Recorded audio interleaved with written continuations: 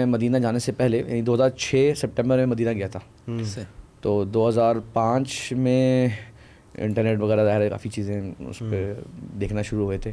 تو ان کے کچھ لیکچرز میں نے سنے تھے کتاب التوحید پر, اور ہمارے اساتذہ ہیں شیخ ابو عمر وغیرہ, انہوں نے بتایا ہوا تھا ان کے بارے میں کہ بڑے اچھے استاد ہیں, اور شیخ ابو عمر کے بھی یہ استاد ہیں. اچھا سوچیں آپ, شیخ ابو عمر نے ان سے کلیت الحدیث میں, جی شیخ ابو عمر نے کلیت الحدیث میں شیخ عبدالرزاق بدر سے توحید کا سبجیکٹ پڑھا ہے. ٹھیک ہے, ان کی عمر کیا ہے؟ عمر تو مگر 50s میں ہے. نہیں 60 کے قریب ہیں اب, یا 60 پہ ہو گئے, چھوٹے نہیں ہیں. ٹھیک ہے. تو شیخ عبد المحسن عباس کے سب سے بڑے بیٹے یہی ہیں. تو خیر تو مجھے شیخ ابو عمر نے بھی ان کا ذکر کیا ہوا تھا کہ شیخ سے استفادہ کرنا وغیرہ. تو سبحان اللہ میں نے ان کی کچھ ویڈیوز دیکھی تھی, اس زمانے میں اتنا کامن نہیں تھا انٹرنیٹ پہ ویڈیوز وغیرہ کا, لیکن میں نے کچھ ان کی سنی ہوئی تھی کتاب التوحید کی شرح. تو جب کلاس میں وہ انٹر ہوئے پہلے دن تو اتنا میں حیران ہوا کہ سبحان اللہ یہ آئے. خیر بہت سے واقعات ہیں شیخ کے ساتھ, اور شیخ عثمان صفدر نے بھی ان سے پڑھا ہے, اور بھی ماشاء اللہ ساتھیوں نے. تو ایک دن میں سیمسٹر کے اینڈ میں شیخ عبدالرزاق بدر حفظہ اللہ کے گھر گیا, اور ان کی جامعہ سے قریبی گھر ہے ان کا, اور مسجد میں امام ہیں وہی جہاں پہ شیخ عبدالمحسن عباس نماز پڑھتے ہیں, اسی مسجد میں شیخ صاحب امامت کراتے تھے اس زمانے میں. تو ہم نے کہا کچھ سوالات کر لیں گے جو پڑھایا ہے شیخ صاحب نے پورے سیمسٹر میں. میں نے 8-10 سوالات لکھ لیے تھے اس کے بارے میں. اب میں گیا سوال کرنے کے لیے شیخ کے پاس, میں نے کہا شیخ یہ کچھ سوالات ہیں. اب شیخ عبدالمحسن عباس اس وقت طلبہ کے ساتھ گھر کی طرف بڑھ رہے تھے اپنے. تو شیخ نے کہا سل الوالد, والد صاحب سے پوچھو. اب میں پہلے جسے کہتے ہیں نا ذرا وہ ہوا, میں نے کہا شیخ سے وضاحت نہیں کری شیخ صاحب سے میں نے کہ یہ شیخ سوالات آپ کی کلاس والے سوالات ہیں. تو پھر میں نے کہا معذرت شیخ یہ آپ نے جو پڑھایا ہے نا ہمیں اس سے متعلقہ سوالات ہیں درس میں, امتحانات بھی قریب آ رہے ہیں. تو شیخ نے کہا حت لو کوئی مسئلہ نہیں, والد صاحب سے پوچھا. تو اب میرے ساتھ ایک اور دوست بھی تھا میرا سامح سعد, مصر کے ہیں, وہ بھی ماشاء اللہ PhD کر چکے ہیں وہاں سے ازہر سے, تو وہ بھی ساتھ تھے. اب میں سمجھا کہ شیخ صاحب صحیح سے سمجھ نہیں پا رہے کہ یہ سوالات شیخ صاحب کے درس کے ہیں تو شیخ صاحب کے والد سے کیسے پوچھیں. تو میں نے پھر سے زیادہ تاکید کی, جسے اصرار سا کیا, وہی بات ہے کہ انسان سیکھتا ہے. تو سبحان اللہ شیخ صاحب نے پھر میری طرف متوجہ ہوئے اور کہا, یعنی کہ عربی میں اردو میں یہی کہ یعنی کہ من الادب کہتے ہیں, اصل میں ادب یہ ہے کہ جب آپ کسی بڑے شیخ کے علاقے میں ہو نا تو ان کے علاوہ کسی اور سے سوال نہ کریں. یہ شیخ عبدالرزاق بدر نے میرے کہا تو تم یہ سوچ رہے ہو کہ کیا نام ہے یہ میرا محتوا ہے فلاں, یہ میں نے پڑھا ہے, تم اس کے بارے میں سوال کر رہے ہو. اس ایریے میں شیخ عبدالمحسن عباس جیسے بڑے عالم موجود ہیں اور تم ان کو چھوڑ کے مجھ سے سوال کر رہے ہو, یہ تو ادب ہی نہیں ہے طالب. تو یہ جملہ ان کا شیخ بہت جیسے کہتے ہیں نا میرے لیے سیکھنے کا تھا, اور یعنی عجیب ان کے, اور اس طرح کے ان کے جو پہلو ہیں نا شیخ اخلاقی اور تعلیمی, یہ آپ ہمارے جو بیچ کے تمام اسٹوڈنٹس سے آپ پوچھ لیں جو 4 سال جنہوں نے بیچلرس کیا ہے یا کسی سال میں خالی میں 1 سیمسٹر پڑھایا, سب آپ کو بولیں گے جو مربی شیخ ہم کو ملے نا وہ یہ ان جیسے اور کوئی نہیں ملے. بات بڑی نہ ہو جائے تو میں ذرا ایک اور واقعہ بتا دوں. ایک دن کلاس میں انہوں نے چیپٹر پڑھایا باب کتاب التوحید کا, باب الدعاء الی شہادت اللہ الہ الا اللہ. چیپٹر تھا بڑا, سب نے پڑھ لیا, مسائل پڑھ لیے اور آگے چل پڑے. شیخ صاحب نے آخری 10 منٹ رہ گئے تھے کلاس ختم ہونے میں. شیخ صاحب نے کہا چلیں ذرا رکیں ایک بات بتائیں, آپ لوگوں کے خاندان کے اندر سب کے عقیدے صحیح عقیدے؟ تو اب طلبہ تھوڑے سے عجیب سا ہو گئے نا, کچھ جواب دیں نہیں شیخ صاحب ہیں غلطیاں کوتاہیاں. شیخ صاحب نے کہا آپ کے جو خاندان کے لوگ ہیں آپ میں سے یہ سب نے توحید کی دعوت کے فضائل پڑھ لیے, باب فضل التوحید ما یکفر به من الذنوب وانه يدخل الجنة بغیر حساب, یہ سب اب باب کتاب التوحید کے شروع سے چل رہے تھے. تو باب الدعاء الی شہادت اللہ یہ آ گیا. تو بولا تو شیخ صاحب تو آپ لوگوں نے اور ہم نے کب یہ کام کرنا ہے اپنے لوگوں کے ساتھ؟ آپ کو لگ رہا ہے کہ آپ مدینہ آ گئے ہیں اور اب آپ کا اپنا خاندان اور اپنے گھر والوں کے ساتھ یہ کوئی ان کا حق نہیں رہا آپ کے اوپر.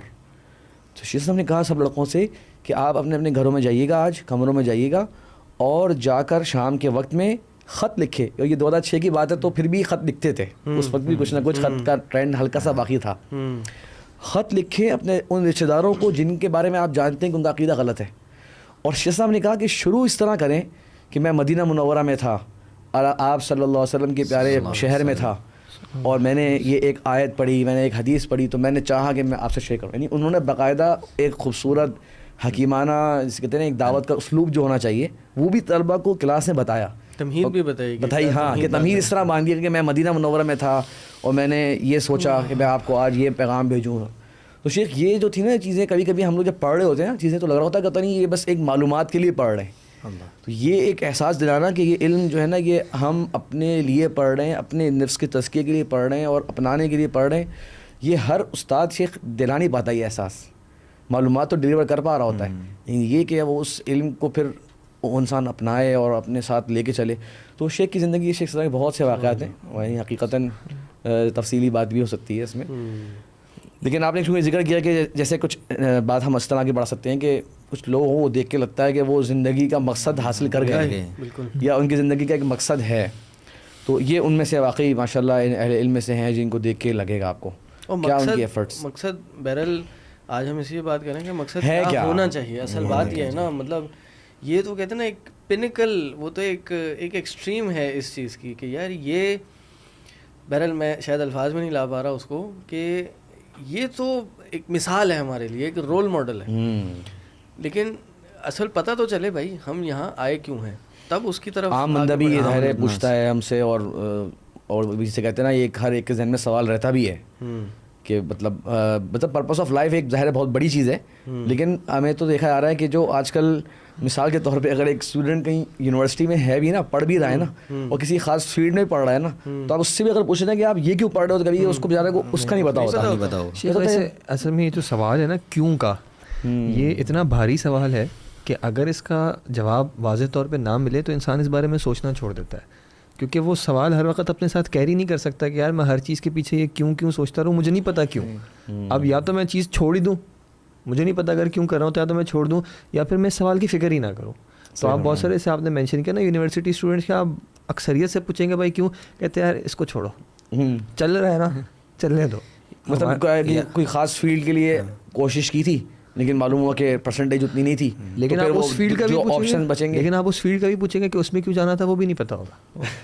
وہ آپ کی بات صحیح ہے کہ فرسٹ پرائرٹی کچھ اور تھی, اس میں چلو نہیں لگا یا اس یونیورسٹی میں نہیں لگا, لیکن وہاں کیوں جانا تھا یہ بھی کلیئر نہیں ہوگا. ہاں یہ تو بات یہ ہے کہ مطلب زندگی کا مقصد تھوڑا سا یہ اگر ہم کہہ لیں کہ جو بھی ہمیں سن رہے ہیں بھائی اس وقت, ہمارے بھائی بہن جتنے بھی, یہ ایک بہت سنجیدہ سوال ہے.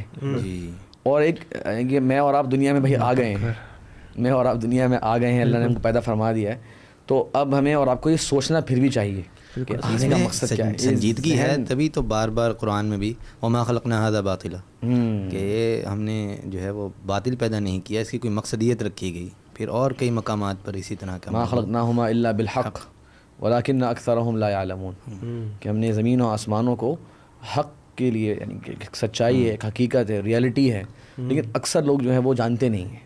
اکثر لوگوں کو سمجھ نہیں آتا کہ یہ کھیل کود کی جگہ نہیں ہے, وما خلقنا السماوات والارض وما بینہما لاعبین, کے کھیل کود کی جگہ نہیں ہے, پرپز آف لائف جو ہے نا وہ. لیکن اگر شیخ ہم اس کو تھوڑا سا کہتے ہیں تھوڑا سا آسان لفظوں میں لے کے آنا چاہیں, ظاہر ہے کہ جیسے ہم نے کہا کہ یہ ایک بڑا موضوع ہے, اور تھوڑی سی تمہید یہ بھی کہہ سکتے ہیں شروع میں کہ ہم بھی کوئی اس انداز سے ظاہر ہے نہیں بیٹھے ہوئے سب کے سامنے, اور ہم آپس میں بیٹھے بات کر رہے ہیں کہ جیسے کہ ہم اپنے اپنے مقصد کو پورا پا چکے ہیں جناب, اور ہم اسی طرف آگے بڑھ رہے ہیں. نہیں, ایسا تو یقیناً کوئی بھی مقصد بہت بڑی دعویٰ ہے, ایک ڈائریکشن کا ہے نا. بہت سے لوگ ڈائریکشن کا سوال کرتے ہیں, کریئر کاؤنسلنگ, اور جی کیسے ہم نے اپنی زندگی کو آگے لے کے چلنا ہے. بات یہ جب تک ہمیں منزل نہیں پتہ ہوگی جانا کہاں ہے, تو آپ ڈائریکشن بھی نہیں واضح کر کے بتا سکتے. ایک سیکنڈ ویٹ کر لیں, وہ شیخ صاحب کی طرف ہی کیمرہ ہے, تا بھائی بول رہے ہیں. ارے چلیں یہ کٹ ہو جائے گا, پھر شروع کریں گے, ڈسٹرب ہو رہا ہے آپ کے اس سے. ایزی اللہ میرا کافی عدیل بھیا نے بتایا نہیں, میں کافی شیخ نہیں, آپ بالکل مناسب لگ رہے ہیں, آپ سمجھے نہیں, آپ بالکل مناسب لگ رہے ہیں. یہ سب یہاں تک پورا ہے شیخ, لیکن آپ کا ایسا نہیں محسوس ہو رہا ہے. یہ آپ شیخ دوسری آنکھ سے دیکھ رہے ہیں, یہ میں اپنی آنکھ سے دیکھ رہا ہوں, تو مجھے ابھی نظر آیا پہلی بار. اب آگے جب وہ یہ ہٹا نا سب کو سامان, تو میں نے دیکھا کہ ایسا ہی ہے. نہیں شیخ, آپ وہ استعمال کر سکتے ہیں اس کو چھپانے کے لیے. اصل میں وہ میرے خیال میں رکھا ہوا بھی ہے نا, اس لیے آپ اس میں ہٹا کے بیٹھ کے دیکھیں, سائڈ وے میں رکھ رہے ہیں. یار ایسے زیادہ ایزی رکھوں گا. ہاں, تو آپ تھوڑا پیچھے ہو جائیں گے تو وہ, ہاں اب صحیح ہے. آپ چاہیں تو سائڈ میں رکھ لیں, اس طرف یا اس طرف. اگر تھوڑا سا لک اچھا بن جاتا ہے آپ کے, اس کا مسئلہ نہیں ہے اس کے ساتھ, یہ اس کے بغیر ہی لک نہیں جس میں آپ کمفرٹیبل ہوں. ابھی 1-2 گھنٹے آپ نے یہاں بیٹھنا ہے جس میں آپ کمفرٹیبل. میر بھائی ابھی تو ایک شیخ یہ بتا دوں میں آپ کو, ابھی تو ایک ایسا نہ ہو کہ ساری لوگ بولے کہ سحری کرنے کے لیے آگے سحری کر کے بیٹھے سارے مولانا صاحب پیٹ بھر کے انتقام لے رہے. اللہ مستعان.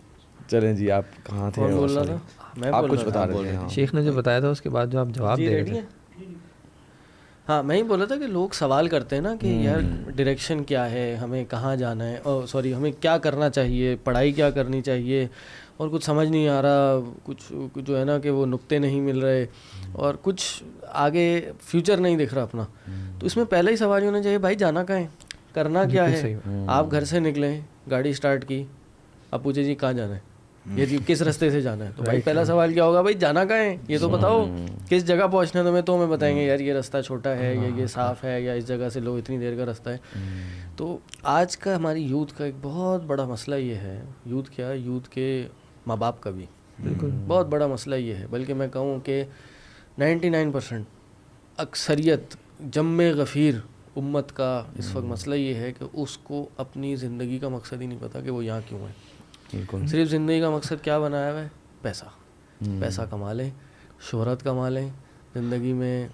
یہ بھی نہیں پتا کہ پیسہ کیوں کمانا ہے, یہ بھی نہیں پتا. ایک بھیڑ چال چلی ہوئی ہے کہ بس جس طرح آپ نے کہا نا, وہ پیرنٹس کو دیکھا, پیرنٹس اپنے پیرنٹس کو دیکھا, ہر کوئی ارد گرد دیکھ رہا ہے کہ بھائی اسی طرح سب چلے جا رہے ہیں. آپ کسی سے پوچھیں بھائی یونیورسٹی کیوں پڑھنا ہے, جواب نہیں ہے. بھائی سب پڑھتے ہیں, یہ کیا سوال ہوتا ہے, پڑھنا ہوتا ہے. ہاں یہ سوال ہی کیا ہوا کہ کیوں بیچلرس تو کم از کم کرنا ہی ہے. بالکل بھائی بیچلرس تو ہونا ہی چاہیے, یہ کچھ ورڈ کچھ بولتے ہیں نا, سوال ہوتا ہے نا, شادی نہیں ہوگی, بیچلرس نہیں. سوال یہ نا پڑھا کتنا ہے. آپ جب اس سے سوال پوچھیں گے نا, کیسز آتے ہیں کاؤنسلنگ کے, تو بھائی شادی کیوں کرنی ہے اس کا بھی نہیں پتا. یہ کیسا سوال ہوا بھائی, ہر کوئی کرتا ہے. آپ ہر سوال کا جو ہے نا جواب ان کو یہی ملتا ہے کہ یار یہ کیسا سوال ہوا. وہ میں اکثر یہ بات کہتا ہوں نا کہ ہماری زندگی میں اکثر لوگ اپنی زندگی, آدھی زندگی اپنی شادی کرنے کی تیاری میں وقف کر دیتے ہیں, اور بقیہ آدھی زندگی اپنے بچوں کی شادی کرنے میں وقف کر دیتے ہیں. اور بیچارے جب بچے بڑے ہوتے ہیں وہ بھی پھر یہی کر رہے ہوتے ہیں. یہ جو بیچ کا پیریڈ ہوتا ہے اس میں کیا کرتے ہیں, وہ تھوڑا سا ہنی مون پیریڈ ہوتا ہے, وہ بھی آگے کے مقصد یہ. اس میں دیکھیں کہیں یہ اس چیز سامنے آتی ہے کہ پلاٹ لینا ہے, جب پلاٹ لے کیا کریں گے, بچوں کے بچے جب آئیں گے نا تو ان کے پاس وہ پلاٹ آئے گا, یار ابو سے پلاٹ ملا ہوا ہے, کیا کرنا ہے ابھی, کچھ بنانا ہے اس پہ, کچھ نہیں یار وہ بچوں کے کام آئے گا ہمارے. یہ ہوتا ہے کہ 2-3 نسلوں تو چل رہی ہیں کچھ چیزیں اس طرح سے ہمارے. یہ اکثر مثال سننے کو ملتی ہے کہ ہمیں یہ فکر نہیں کرنی چاہیے کہ ہمارے مرنے کے بعد ہمارے بچوں کا کیا ہوگا, ہمیں یہ فکر کرنی چاہیے کہ ہمارے بچوں کے مرنے کے بعد ہمارے بچوں کا کیا ہوگا, ہمارا کیا ہوگا ہمارے مرنے کے بعد, اور ہمارے بچوں کا کیا ہوگا ہمارا مرنے کے بعد. یہ مطلب سوال بھی ہے شیخ کہ کیوں آنا چاہیے بھی, مطلب کیوں کا سوال ہونا چاہیے ہر چیز میں. یہ جو ہمارے اعمال ہیں یا زندگی گزارنے کا طرز ہے, اس میں کیوں کا سوال اہمیت رکھتا ہے. میرا خیال ہے شیخ بالکل رکھتا ہے, اور اس کی وجہ یہ ہے کہ قرآن مجید میں اللہ تبارک و تعالیٰ نے بار بار جو ہے نا, جسے کہتے ہیں نا ہم لام التعلیل جسے ہم کہتے ہیں, جیسے اب آیت, اگر اس بارے میں بنیادی ایک آیت سب کے ذہن میں یقیناً ہے, وما خلقت الجن والانس الا لیعبدون, ویسے الذی خلق الموت والحیات لیبلوکم. تو یعنی یہ وجہ ہے, اس سب چیز کے پیچھے ایک حکمت ہے, ایک مقصد ہے. تو کوئی بھی کام جو ہے انسان وہ بے مقصد, اچھا ویسے دیکھا جائے نا تو سمجھدار انسان بے مقصد کام کرتا بھی نہیں ہے دیکھا جائے. یعنی یہ ہم بات کر رہے ہیں, یہ بات افسوس کے ساتھ ظاہر ہے, یہ سب بیہیویئرز ہم دیکھتے ہیں, ہم سب کے ہو رہے ہیں, اور ہمارے آس پاس کے ہم لوگ بھی سب جسے کہتے ہیں سوسائٹی کا حصہ ہیں, ہم بھی کبھی کبھار بہت سی چیزیں ایسے بے مقصد کر لیتے ہیں. لیکن ایک سمجھدار آدمی جو ہے نا, اس کو یہ چیز سوال کرنا چاہیے کہ میں یہ کام کرنے جا رہا ہوں وہ کیوں. ایک بندے نے بڑی اچھی سے اس کی ایک مثال دی تھی, انہوں نے کہا میں آپ کو بتاؤں کہ جناب ایک 2 بلڈنگس کے درمیان ایک تختہ رکھا ہوا ہے, آپ نے اس تختے پہ, پتلے سے تختے پہ چل کے جو ہے نا وہ دوسری بلڈنگ میں جانا ہے, اور میں آپ کو 5,000 روپے دوں گا, کیا آپ جائیں گے؟ اور 2 بلڈنگس کافی اچھی اونچی بلڈنگ پر ہوں. تو بولے یار ہلکا سا میرا پاؤں پھسل گیا اگر تو میں تو مر جاؤں گا ہمیشہ ہمیشہ. 5,000 روپے کیا ہے, 5,000 تو کچھ بھی نہیں ہے. اس نے کہا لیکن ایک کنڈیشن ایسی ہے کہ آپ کو میں کچھ بھی نہ دوں پھر بھی آپ وہاں جائیں گے. بولا کیا؟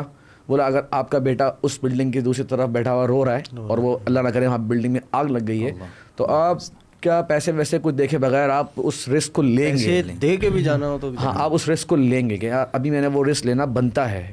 تو کہنے کا مقصد کا یہ تھا کہ جب کچھ چیز مقصد ہوتا ہے نا, تو پھر اس کے لیے ایفرٹ اور اس کے لیے کوشش اور اس کے لیے جو انسان پھر ساری اپنی صلاحیتیں استعمال کرتا ہے. اس کو بتانے کا مقصد کہنے کا یہ ہے کہ ہمیں اور آپ کو بھی زندگی کے اندر اپنے نا کچھ گول سیٹ کرنے چاہیے. جب سیٹ ہوں گے نا تو پھر اس کے لیے کچھ ایفرٹ کرنے کا مزہ بھی آئے گا, اور جیسے کہتے ہیں تھکن ہی محسوس نہیں ہوگی, اور اس میں ایک لگن کے ساتھ انسان وہ کام کو انجام نہیں دے رہا ہوگا. وہ جو آپ بتا رہے تھے کہ پتہ نہیں ہوتا مایوسی سی عالم ہے, کیوں کر رہے ہیں, بس ویسے ہی کر رہے ہیں, سب لوگ کر رہے ہیں, وہ والے پھر بیہیویئرز جو ہے نا شاید کم سے کم ہوتے جائیں گے. یعنی ویژن ہونا چاہیے نا, ہونا چاہیے, لائف وداؤٹ اے ویژن نہیں ہونی چاہیے. اور اصل میں ہاں بھائی اس میں یہ بھی دیکھ لیں کہ عام بندے کو اگر ہم نے بتانا ہو, ہمیں ایک عام سے مراد یہ کہ ایک اچھا مسلمان جو اللہ تعالیٰ سے محبت کرتا ہے, اللہ تعالیٰ کے رسول سے محبت کرتا ہے, دین اسلام کو اپنانے کی کوشش کر رہا ہوتا ہے, تو ہم ایزیوم کرتے ہیں کہ جیسے کہ ہمیں ہم جیسے عام مسلمان جو ہیں وہ سن رہے ہیں. ان کو یہ بتانا ضروری ہے کہ آپ جس شعبے میں اور جس فیلڈ میں بھی ہیں اس کو بھی آپ اللہ تبارک و تعالیٰ کی رضا کا اور اس زندگی کے ایک ڈائریکشن کا, ایک کامیابی کا مقصد بنا سکتے ہیں. یہ بڑا اہم پوائنٹ ہے شیخ.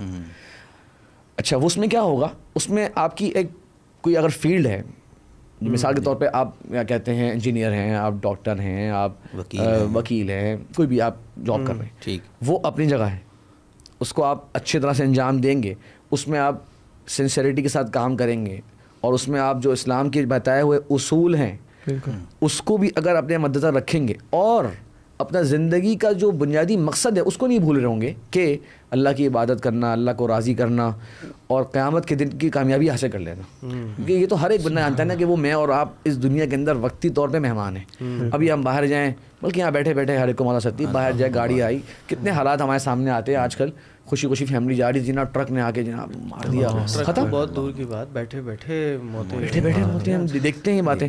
اچھا کیا ایسا ہو کہ اس کی موت کے وقت ہم لوگ یہ بول دیں یار کوئی نقصان نہیں ہوا, کوئی نقصان نہیں ہوا, کیسے اس طرح کی زندگی کیسے ہو سکتی ہے؟ بالکل کہ کوئی مسئلہ نہیں, یا بلکہ کیا پتہ کچھ بندہ بولے یار یہ تو قابل رشک موت ہے, کہ یہ دنیا کے اس فتنوں سے بچتا ہوا ایمان کی حالت میں, اور یہ پروڈکٹیو یا اچھے کوئی معاشرے کے کام کرتا ہوا اللہ کے پاس پہنچ گیا. یار یہ تو مقصد تھا زندگی کا. اصل میں شیخ میں تھوڑا آپ کی بات ہوا نا, میں سمجھ رہا ہوں ہم بہت ایکسٹریم سے شروع ہوئے اور تھوڑا واپس آنے کی ضرورت ہے. صحیح یعنی پہلے ہمیں نا یہ ڈیفائن کرنے کی ضرورت ہے کہ بھائی پرپز ہونا بھی ضروری ہے, کہ ہم دنیا میں ہر چیز کا کوئی نہ کوئی پرپز یا مقصد بناتے ہیں, تو بھائی ہماری زندگی سب سے اہم چیز ہے, اس کا بھی کوئی نہ کوئی پرپز ہونا چاہیے. جی بالکل. اور یہ اور اسلامی نقطۂ نگاہ سے اسلام میں ایک پرپز آف لائف کیا ہونا چاہیے اس پہ میں سمجھتا ہوں تھوڑا بعد میں بات کریں گے, لیکن پرپز ہونا کیوں چاہیے یہ زیادہ امپورٹنٹ ہے, کہ بھائی واقعی ہماری زندگی کا ایک نہ ایک کسی مقصد کے لیے بھیجے گئے ہیں. آپ دیکھیں, میں ابھی ہم قرآن کی بات بعد میں کریں گے. یہ سائمن سینک, یہ ایک مشہور کارپوریٹ ٹرینر ہے اور تھنکر ہے, اس کی ان کی کتابیں بھی ہیں. یعنی ایک جو نان مسلم ہے وہ یہ بتا رہے ہیں, ان کی ایک بہت مشہور ایک ویڈیو ہے اور ان کی بک بھی ہے اس پہ, کہ جتنی بڑی بڑی کامیاب کمپنی ہے نا وہ واٹ اور ہاؤ پہ فوکس نہیں کرتی, بلکہ وہ وائی پہ فوکس کرتی ہیں. یعنی کہ ان کی میرے خیال ہے کتاب کا نام ہے, ویڈیو کا نام ہے it all starts with a why, کہ ہر چیز کی جو ابتدا ہے نا وائی سے شروع ہوتی ہے. جو میں نے سوال کیا تھا کہ کیوں یہ ضروری بھی ہے کہ نہیں, کیوں اس کا سوال ہونا, کہ وائی ہوگا تو وہ بتائے گا واٹ کیوں کرنا ہے, پھر بتائے گا کیا کرنا ہے, اور کیا بتائے گا کہ اس کو کیسے کرنا ہے. یعنی یہ پورا پھر یہ پوری چیز آپ کی ڈائریکشن دے گا. تو بھائی ہماری زندگی ہے, کوئی میں سمجھتا ہوں اس سے بڑی نعمت کوئی نہیں ہو سکتی. بالکل ایمان کے بعد اور ایمان کے ساتھ ایک زندگی کا ہونا, ایک زندگی کا 1 سال کا ہونا, یہ بھی بہت بڑی نعمت ہے. اس کا بھی ہمیں ایک مقصد ہونا چاہیے. ایک موبائل ہے آپ کے سامنے, یہ مائک ہے, یہ کیمرہ ہے, یہ ہر چیز ایک مقصد کے لیے مقصد ہے, اس کے اندر ایک پرپز ہے. تو بھائی ہماری لائف کیوں کیسے بغیر مقصد, یہی بات ہے نا جیسے آپ نے مینشن کیا, جو سارے آبجیکٹس ہم ذکر کر رہے ہیں, اب یہ مائک ہے, جب یہ مائک اپنا مقصد پرپز پورا کرنا چھوڑ دے گا تو ہم اس کا کیا کریں گے, پھینک دیں گے.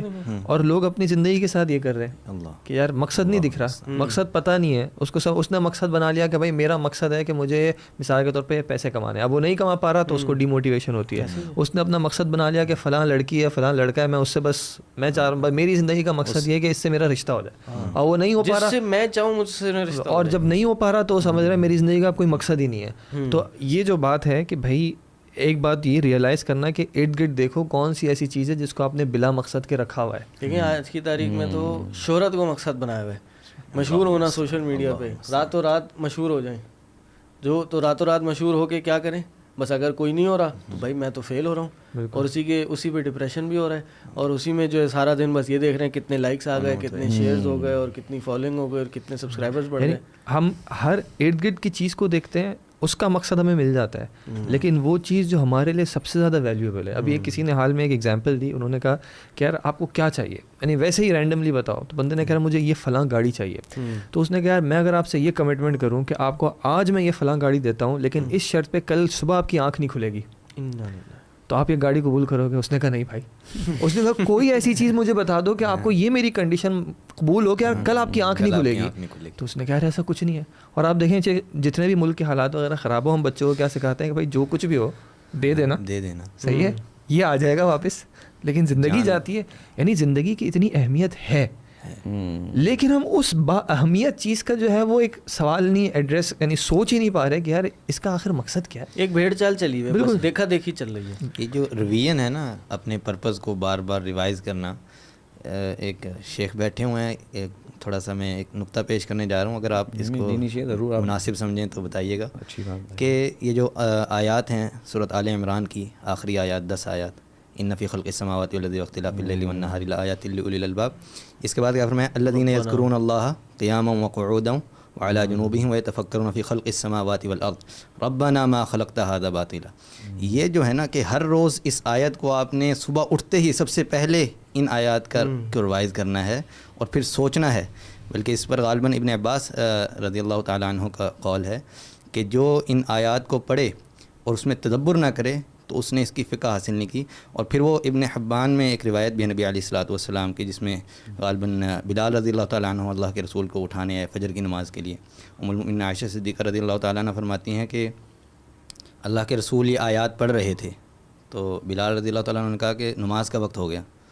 تو اللہ کے رسول نے فرمایا کہ میں وہ آیات پڑھ رہا ہوں جو بڑی قابل تدبر ہیں, جن میں غور و فکر ہونا چاہیے, اور اللہ کے رسول رو رہے ہیں, اور آپ جو ہے مجھے جو ہے وہ ان آیات پر آپ کا غور نہیں ہے, اور آپ مجھے ڈسٹرب کر رہے ہیں. یعنی اس طرح کا مفہوم ہے آیت غالباً حدیث کا.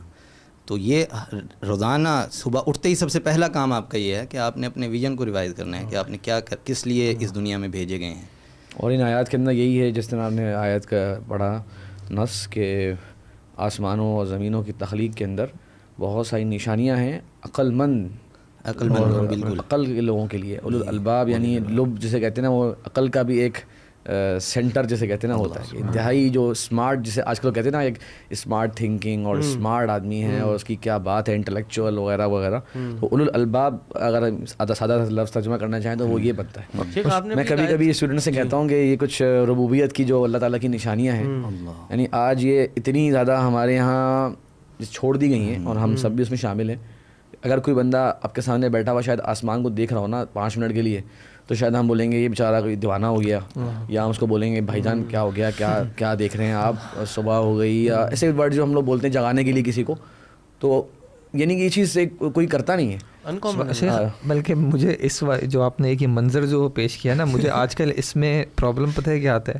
ایون ہمارے اپنے اسٹوڈنٹس بھی مطلب جو دین کی طرف مائل ہوتے ہیں, وہ اس آسمان کو دیکھ کے نا موبائل نکالتے ہیں کہ میں اس ویو کی میں اچھی تصویر کھینچوں, اور پھر میں وہ تصویر دیکھوں کہ یار میں نے کیا تصویر کھینچی ہے. نہیں, اللہ تعالیٰ نے جو ساری نشانیاں جو رکھی ہیں, جیسے آپ نے ذکر کیا کہ موبائل میں آپشن ہے نا زوم کر کے چاند کی تصویر نہیں دیکھتے نا شیخ, وہ یہ جو اولو الالباب والی بات ہے. ہمیں دیکھیں دنیا میں اتنے لوگوں کی مثالیں ملتی ہیں جو دنیاوی اعتبار سے اپنی اپنی فیلڈ میں کامیاب ہوئے. جب وہ اس کے پینیکل ٹاپ پہ پہنچ گئے نا, تو انہوں نے کہا یار اب کیا کرنا ہے, اور ان کو اس چیز کا جواب نہیں ملا کہ یار اب میں کیا کروں. تو انہوں نے کیا کیا, یار زندگی کا پھر فائدہ کیا, اپنی زندگی ختم کر دی. کتنے سوسائڈ کے ایسے کیسز ہیں کہ اپنی فیلڈ کے ٹاپ پہ پہنچ گئے, انہوں نے کہا یار اب آگے جانے کا کوئی راستہ ہی نہیں ہے. یعنی اور کیونکہ اس کا مقصد نہیں اس کو واضح تھا نا, بس یہ تھا کہ بھائی یہ چل رہے ہیں اس فیلڈ میں ٹاپ پہ پہنچنا ہے, ٹاپ پہ پہنچ گیا, اب کیا کروں, اب کچھ نہیں ہے, تو یار زندگی ختم کرو. سوسائڈ نوٹس ایسے تھے کہ I am done with my life, ختم ہو گیا اب زندگی, جو حاصل کرنا تھا وہ سب کر لیا, ختم. ڈپریشن نہیں تھا ان کا, کہ یار اور کیا اس سے آگے کچھ اور کیا ہے, ختم ہو گیا سب کچھ. ٹھیک, آپ وہ ایک آیت ذکر کر رہے تھے, وما خلقت الجن والانس لیعبدون. یہی ظاہر ہے ایک وہ کہتے ہیں نا کہ سب سے زیادہ امپورٹنٹ آیت ہے پرپز آف لائف کو بتانے میں, کہ ہم نے جن انسان کو نہیں پیدا کیا سوائے عبادت کے. تو اب اس پہ بات کریں کہ پرپز کیا ہے, اسلامی نقطۂ نگاہ سے پرپز کیا ہے. تو اس آیت سے پتہ چلتا ہے عبادت.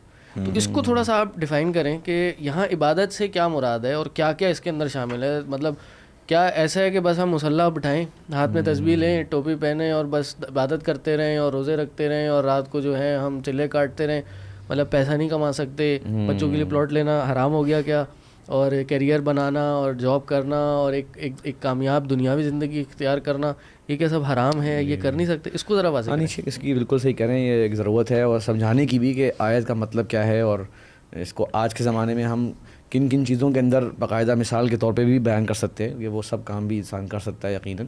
ایک تو شیخ اس کا یعنی کہ مطلب پہ بڑے غور کرتے ہیں نا, لینگویج کے اندر لنگوسٹک میں کیا بنتا ہے, تو یہ ہے یا عبدون, اور یہ عبد سے ہے, ٹھیک ہے نا, اور عبد جو ہے وہ کہتے ہیں بندے کو جو کہ غلام ہوتا ہے, اور عبد جو ہے وہ اپنے مالک کا غلام ہوتا ہے.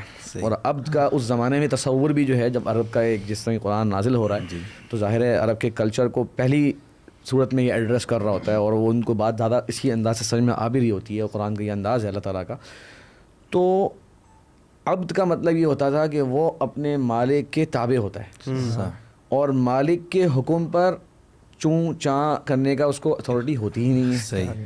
اور جسے کہتے ہیں نا وائی کا سوال جو ہے نا وہ عبد نہیں کر رہا ہوتا, وہ بول رہا ہوتا ہے کہ ہاؤ. صحیح بات ہے, ایسا ہی ہے. آپ نے جناب یہ کام کہہ دیا, یہ میں کیسے کروں اور کب کروں, یعنی کہ ہاؤ اور وین میرے خیال سے یہ غلام نے سوال ہی نہیں کر رہا. ہاں یہ بھی صحیح, جو بتا دیا جیسے کہہ رہا شاید یہ پوچھنے کے ٹولز کہاں رکھے ہوئے ہیں یا وغیرہ وغیرہ, لیکن وہ وائے ہے نا, غلام نہیں کہے گا. غلام کا وائے اس غلام کے لفظ میں ہی موجود ہے, کہ غلام کا وائے یہ ہے کہ بھائی میں کیوں اس کی مانوں, میں غلام ہوں, میرے پاس کچھ اختیار ہی نہیں ہے سوال کرنے کا, میں اسی کی ہی مانوں گا, میں میرا وائے ہی یہی ہے کہ میں اسی کے لیے ہوں, اسی کے لیے بنایا گیا ہوں, یہ میرا وائے. اچھا یہ اس میں دیکھیں ایک اچھا فرق ذہن میں آ گیا کہ آپ اگر کسی کے لیے کچھ کام کرتے ہیں نا, تو وہ آپ خود کانٹریکٹ جسے کہتے ہیں نا ایک کرتے ہیں دو طرفہ لوگوں کے درمیان. اچھا یہ جو غلام ہوتا ہے نا, یہ اپنی مرضی سے نہیں کہتا کہ کسی کو جا کے بھائی کہ میں غلام بنا لو, نہیں, وہ بن چکا ہوتا ہے پہلے سے ہی ہوتا ہے. اس کی جب آنکھ کھلی ہوتی ہے تو وہ غلام ہوتا ہے, اپنے آپ کو بائی وش جسے کہتے ہیں بائی چوائس نہیں ہو رہا ہوتا, اختیار نہیں ہے اس کے پاس. تو سبحان اللہ شیخ, اس میں سے بڑا ایک نا پیغام ہے کہ اللہ تبارک و تعالی ہم سے عبودیت چاہتے ہیں, کیونکہ ہم لوگ اور تمام مخلوقات اس کے ہم جیسے کہتے ہیں ورڈ ہم لوگ, میں یہاں پہ ایک فائدے کی طرف بات کرتا ہوں, اس میں انشاءاللہ وضاحت اور اچھی ہو جائے گی. ہم جو پڑھتے ہیں شیخ انا للہ و انا الیہ راجعون, بہت زیادہ کامن ہے, لوگ پریشانی کی خبر پڑھ لیتے ہیں فوراً سے, لیکن کیا ہم سب نے سوچا اس کا مطلب کیا ہے؟ انا للہ, یعنی لام یہاں پہ لام ملک ہے, کہ ہم سب بے شک ہمارا مالک حقیقی ہر چیز کو ہم میں جو اون کرنے والا نا وہ اللہ تبارک و تعالیٰ ہے. تو ہم میں مرضی اور فیصلے اور حکم اور جو کچھ تصرفات ہم پہ ہوں گے, تبدیلیاں آئیں گی, جو بھی ہوگا نا وہ اللہ تعالیٰ کا ہی ہوگا, کیونکہ ہمارا مالک حقیقی ہے ہی وہی. تو ہم اس کے کسٹوڈینز ہیں. کسٹوڈین ورڈ بولیں گے, میرے خیال سے غلط ہوگا. کسٹوڈین نہیں, کسٹوڈین تو اللہ تعالیٰ کے بارے میں آئے گا, الٹا ہو گیا. چلیے میں اس کو ریپیٹ کرتا ہوں, یہ میں آ جائے گا. تو ہم اللہ تبارک و تعالیٰ کے بندے ہیں, اور وہی ہمارا حقیقی مالک ہے. للہ وَإِنَّا إِلَيْهِ راجعون, اور بے شک لوٹ کی بھی ہم نے اس رب کی طرف ہی جانا ہے. یعنی گویا اس مشکل اور پریشانی اور مصیبت میں انسان جسے کہتے ہیں نا وہ اپنے آپ کو بالکل اللہ تعالیٰ کے سپرد کر دیتا ہے. تو شیخ وہیں سے پھر اب دوبارہ ہم لوٹتے ہیں کہ پھر وہ لیعبدون کا مطلب کیا ہوا. اب اللہ تبارک تعالیٰ نے اتنا کرم کیا اور اتنا احسان کیا, جو اللہ تعالیٰ نے قرآن کے اندر فرمایا بار بار کہ لقد من اللہ علی المؤمنین اذ بعث فیہم. اچھا من کہتے ہیں احسان کا بہت اونچا درجہ, سپرلیٹو ڈگری. ہاں, اللہ تعالیٰ نے مومنوں پر بہت بڑا احسان کر دیا کہ ان میں سے ایک رسول بھیج دیا جو اللہ کی آیات پڑھ کے سنا دے اور ان کا تزکیہ کرے اور انہیں کتاب کا جو ہے وہ علم دے. کیا مطلب کہ جو مالک اس بندے سے جو مطلوب تھا اس مالک کو, جس کے ذریعے مالک خوش ہو جائے گا, وہ رسول نے پورا بتا دیا. جو چیزیں جیسے آتے ہیں نا کہ جو بھی خیر کی ایک ایک بات بھی امت کو اللہ کے قریب کر دے گی, اللہ تعالیٰ اللہ کے نبی صلی اللہ علیہ وسلم جو ہے ان کو بتا گئے, اور جو چیز بھی اللہ سے دور کر سکتی ہے گناہ اور غفلت وغیرہ, اللہ کے رسول اس کو ڈرا گئے. ایسی خیر خواہی ہمارے ساتھ اللہ کے رسول نے فرمائی.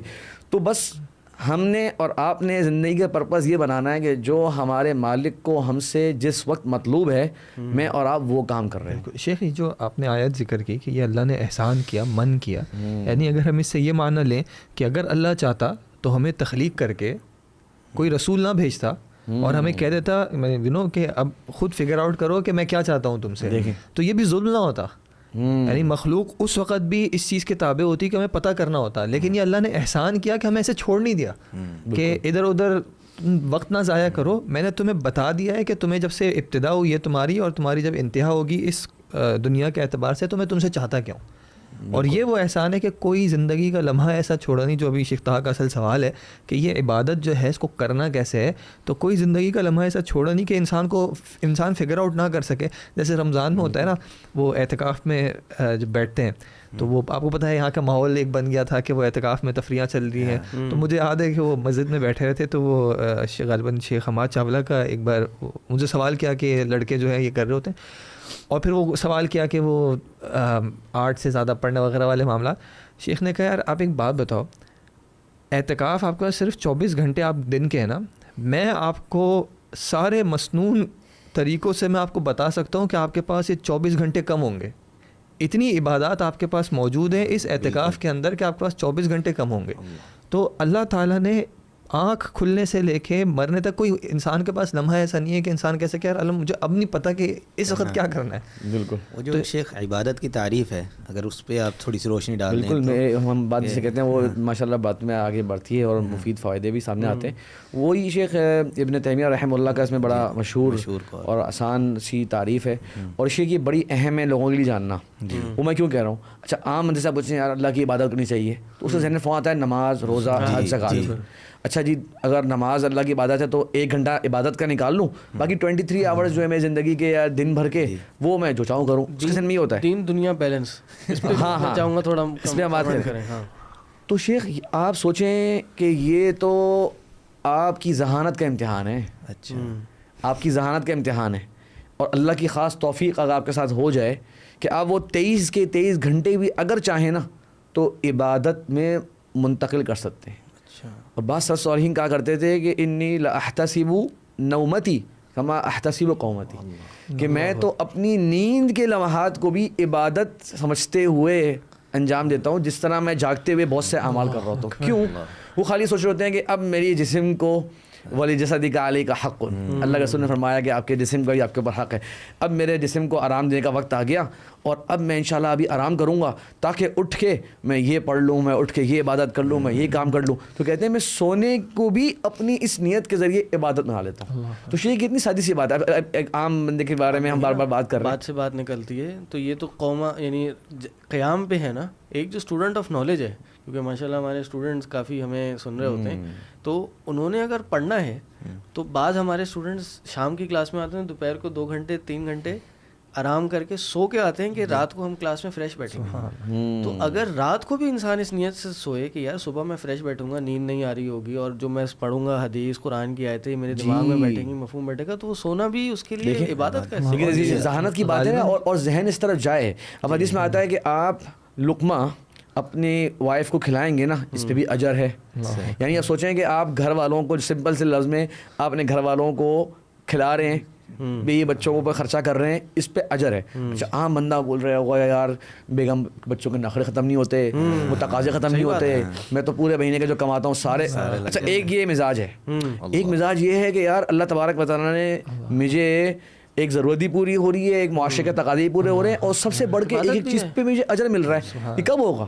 جب پتہ ہے بات آ گئی کہ جب پرپز آف لائف ہوگا, جب پتہ ہوگا انسان کو کہ میں اللہ کی عبادت کرنے کے لیے آیا ہوں, اور اب میں دین اسلام سے پوچھتا ہوں کہ کیا کیا چیزیں عبادت کی ہیں, تو دین اسلام نے بتا دے گا جس چیز کے اندر. پھر وہ ابن تیمیہ رحمہ اللہ کی اس میں آتا ہے, میں یہ کیا چاہ رہا تھا کہ ہمارے یہاں فوراً سے آتا ہے کہ بھائی نماز روزہ حج زکوٰۃ عبادت ہے, اور بس نہیں. فرماتے ہیں ابن تیمیہ رحمہ اللہ کہ ہر وہ بات ہوا کل ما یرضاہ اللہ تبارک و تعالی من الاقوال والافعال, ہر وہ بات اور ہر وہ ایکشن جس کے بارے میں آپ کو پتا ہو کہ اللہ تبارک و تعالیٰ کو وہ پسند ہے, اللہ تعالیٰ کو وہ محبوب ہے, وہ ہر بات اور وہ ہر ایکشن وہ عبادت ہے.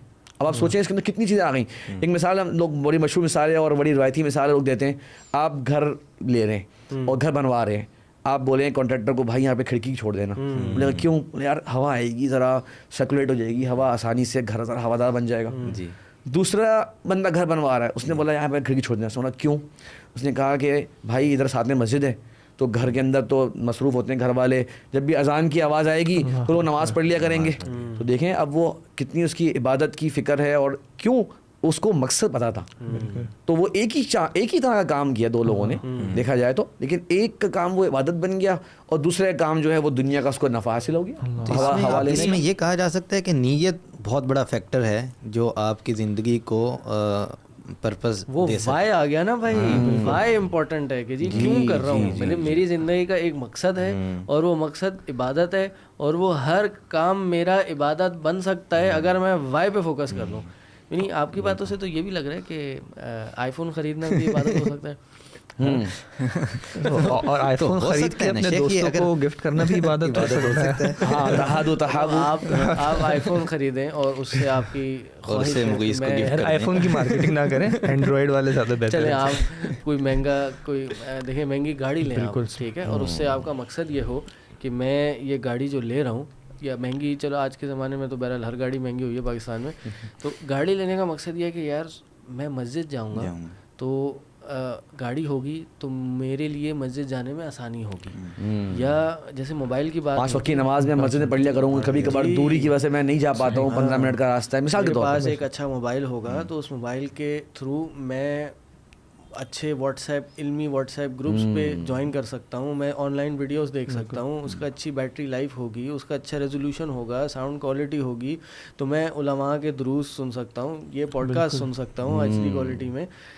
تو یہ لینا بھی عبادت بن جائے گا. بالکل, جیسے شیخ نے کہا تھا نا کہ یہ چیز انسان بار بار اپنے آپ کو ریمائنڈ کراتا رہے, انسان بھول جائے گا, بھول جائے گا. نسیان انسان کا جو ہے وہ لازم, شیطان نے کہا ہوا ہے آگے سے پیچھے سے لائن بائیں ہر طرف سے میں نے اٹیک کرنا ہے, تو وہ چاہے گا کہ آپ سے یہ چیزیں بھول جائیں اور آپ اس کو ایک دنیاوی کام سمجھ کے کرنا شروع کر دیں, تاکہ وہ آپ کو اجر اور ریوارڈ نہ بڑھتا چلا جائے آپ کا. شیخ جو آپ حدیث ذکر کر رہے تھے کہ اپنی بیوی کو لقمہ کھلانا, تو اس میں تو نبی صلی اللہ علیہ وسلم نے جو مثال جو آگے بات بڑھائی تھی کہ ایک شخص جو ہے اپنی بیوی کے پاس جا کے جو ہے اپنی خواہش پوری کر رہا ہے.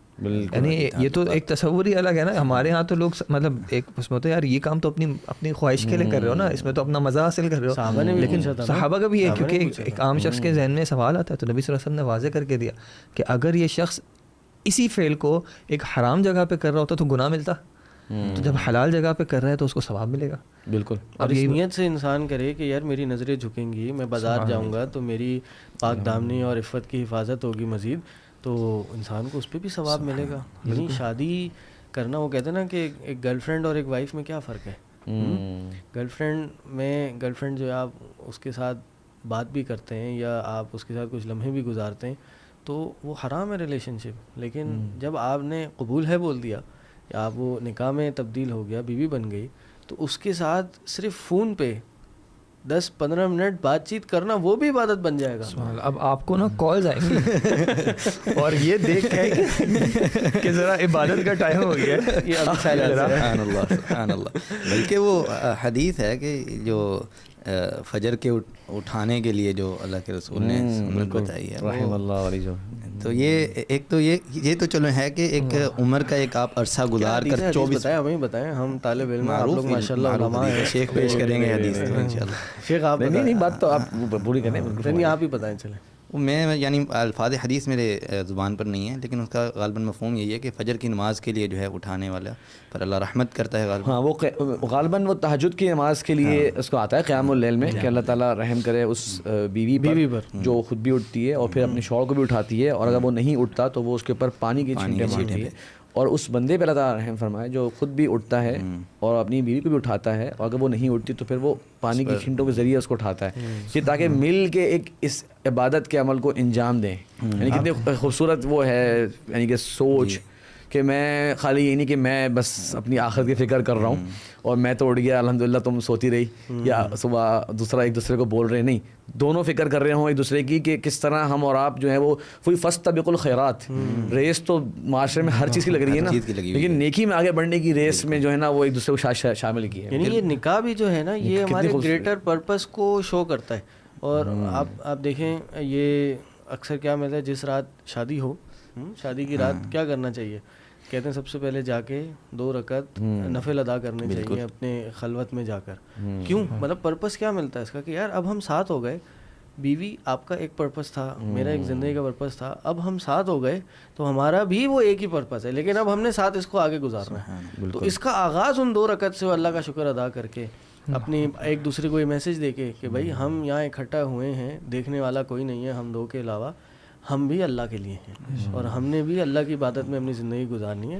اور عبادت وہی جو آپ نے کہا وہ نہیں ہے کہ بس مصلی لے کے بیٹھے رہیں اور اپنی زندگی کی خواہشات, مطلب یہ دیکھیں اللہ کا کتنا بڑا احسان ہے ہماری زندگی پر. میں اکثر سوچتا ہوں کہ اللہ نے ہماری جو جسم کی خواہشات تھیں, کھانے پینے کی اور جو بھی جسمانی خواہشات ہیں یا زندگی کی ضروریات, چلیں اور اس کو لے جائیں, زندگی کی ضروریات ہیں, اس پہ کوئی پابندی نہیں لگائی, بلکہ اگر اس کو ویژن لگا کے اس کو ایک پرپس کے ساتھ اور اس وائی کے ساتھ کیا جائے تو وہ جائز بھی ہیں اور وہ عبادت بھی بن جاتی ہے.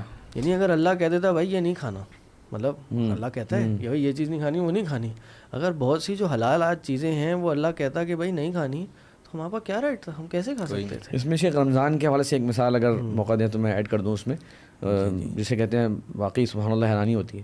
اب سحری بالکل اینڈ تک لے کے جانا اور افطاری کو بہت جلدی کر لینا, فائدہ کس کا ہے اس کا؟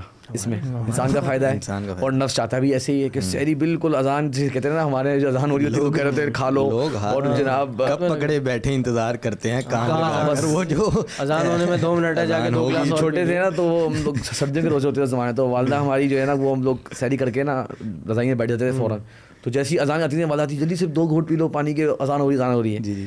اب آپ سوچیں شیخ سبحان اللہ, یعنی اللہ کے نبی صلی اللہ علیہ وسلم کی حدیث ہے, صحیح بخاری مسلم کی حدیث ہے کہ لوگ اس وقت تک خیر میں ہوں گے, جب تک وہ لوگ جلدی افطار کریں گے.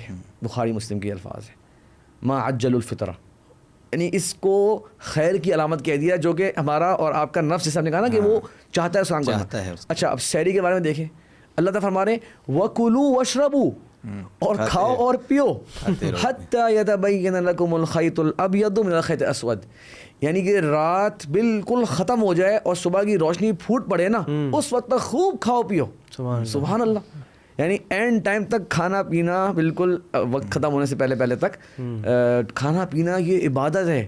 اور اللہ کے نبی صلی اللہ علیہ وسلم فرمایا تسحروا فإن فی السحور برکہ, اس کے اندر برکت. تو وہی بات ہے کہ شیخ آپ کا جو مزاج ہے اور میری اور آپ کی جو بہت سی ضروریات ہیں, دین پہ اپناتے ہوئے اور دین کے یہ نصوص کو سامنے رکھتے ہوئے وہ ایک عبادت بن جائے گی.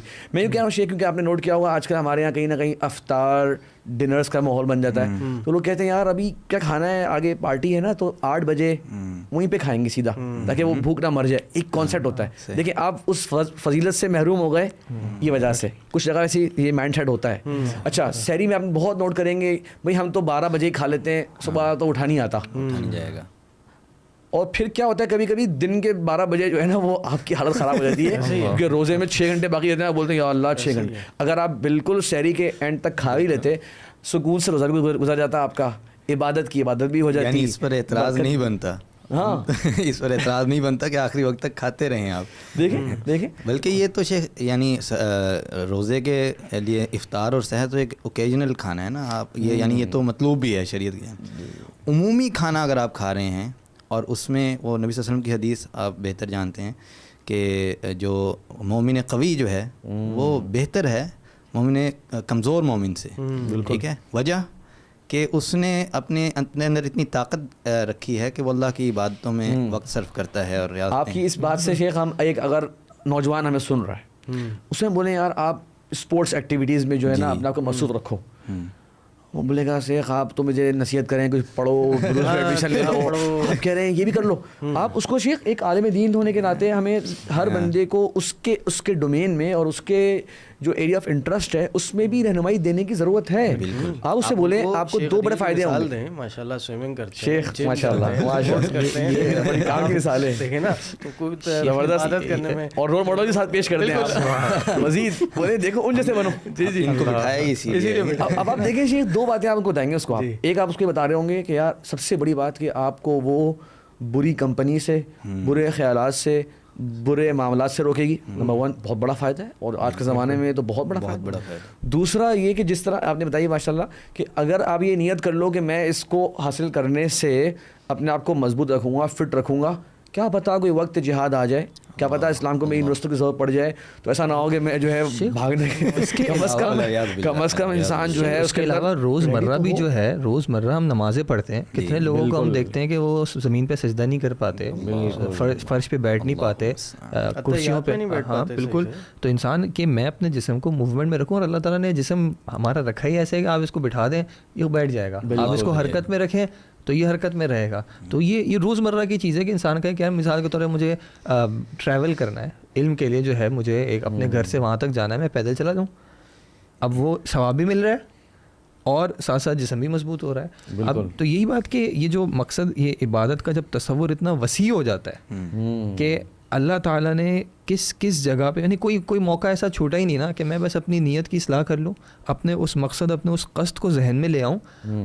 وہ جو چیز ہے میرا, وہ عمل جو چاہے مجھے ظاہری طور پہ دنیاوی لگ رہا ہے, یعنی برابر میں وہی دوسرا شخص کر رہا ہوگا. مثال کے طور پہ شیخ طہا ماشاء اللہ مجھے تو کہہ رہے ہیں ہر صبح جم گئے ہوئے ہوتے ہیں, وہ آ رہی ہوتی ہیں. اب شیخ طہا جم گئے ہوئے کسی دن, اب شیخ طہا جس دن جم گئے ہوئے, اب برابر میں دوسرا شخص وہ بھی ان کے ساتھ ٹریڈ مل پہ بھاگ رہا ہوگا, لیکن وہ بھاگ رہا ہوگا کہ یار چلو میرا وزن کم ہو جائے, میری شادی جلدی ہو جائے. بالکل.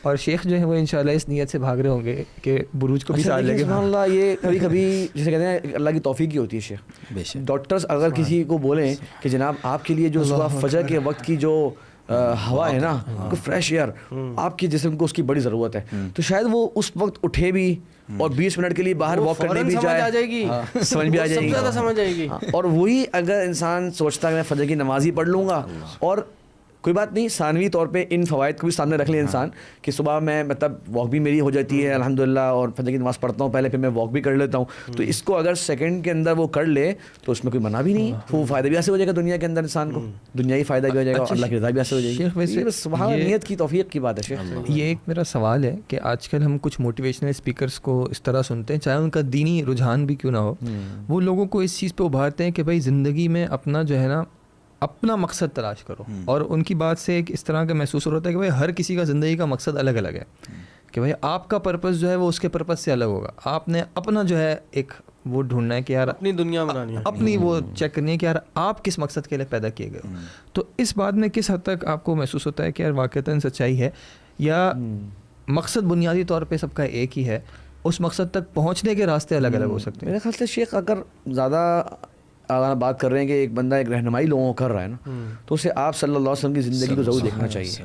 آپ صلی اللہ علیہ وسلم نے اپنے صحابہ کرام کی کس مقصد پر تربیت کری؟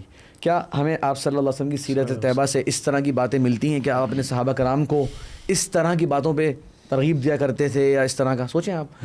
اچھا بات آپ کی وہ اچھی آ گئی کہ یہ ہمیں ملتا ہے کہ صحابہ کرام میں ایک اعلمکم بالحلال والحرام تھے, ہاں, دوسرے جو ہے وہ جنگی امور کے بڑے ماہر تھے, تیسرے جو ہیں وہ دیگر معاملات میں اس طرح تھے, حضرت عثمان غنی رضی اللہ عنہ جو تجارت میں بڑے ماہر تھے.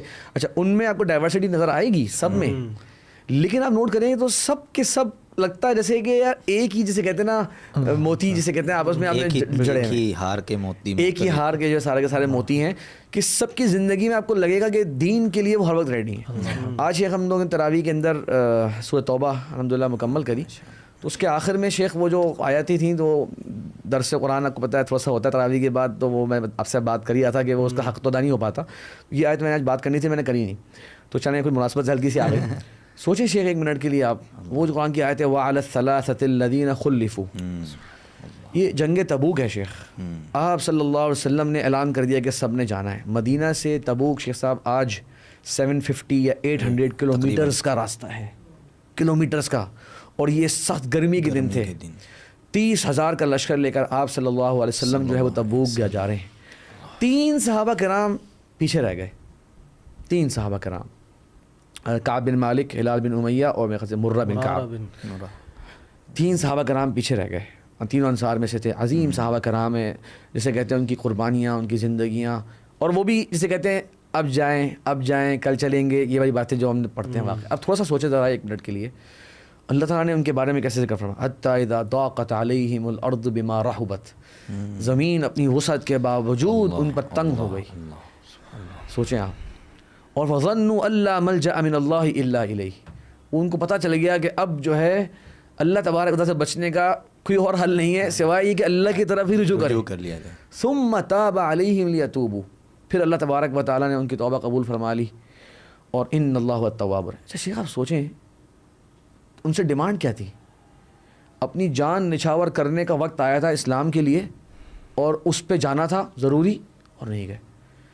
آج ایک منٹ کے لیے میں اور ہم سب سوچیں شیخ ہم کتنی آسانیوں میں ہیں, اور ہم سے ڈیمانڈ نکال لیتے ہیں. وہی ہم سے ڈیمانڈ, اگر آج ہم سے کوئی ڈیمانڈ کرے بولے یار آپ 3 دن کے لیے اپنی جاب پہ نہ جاؤ, دین اسلام کو آپ کی ضرورت ہے, سوچیں ہم کیا جواب دے رہے ہوں گے.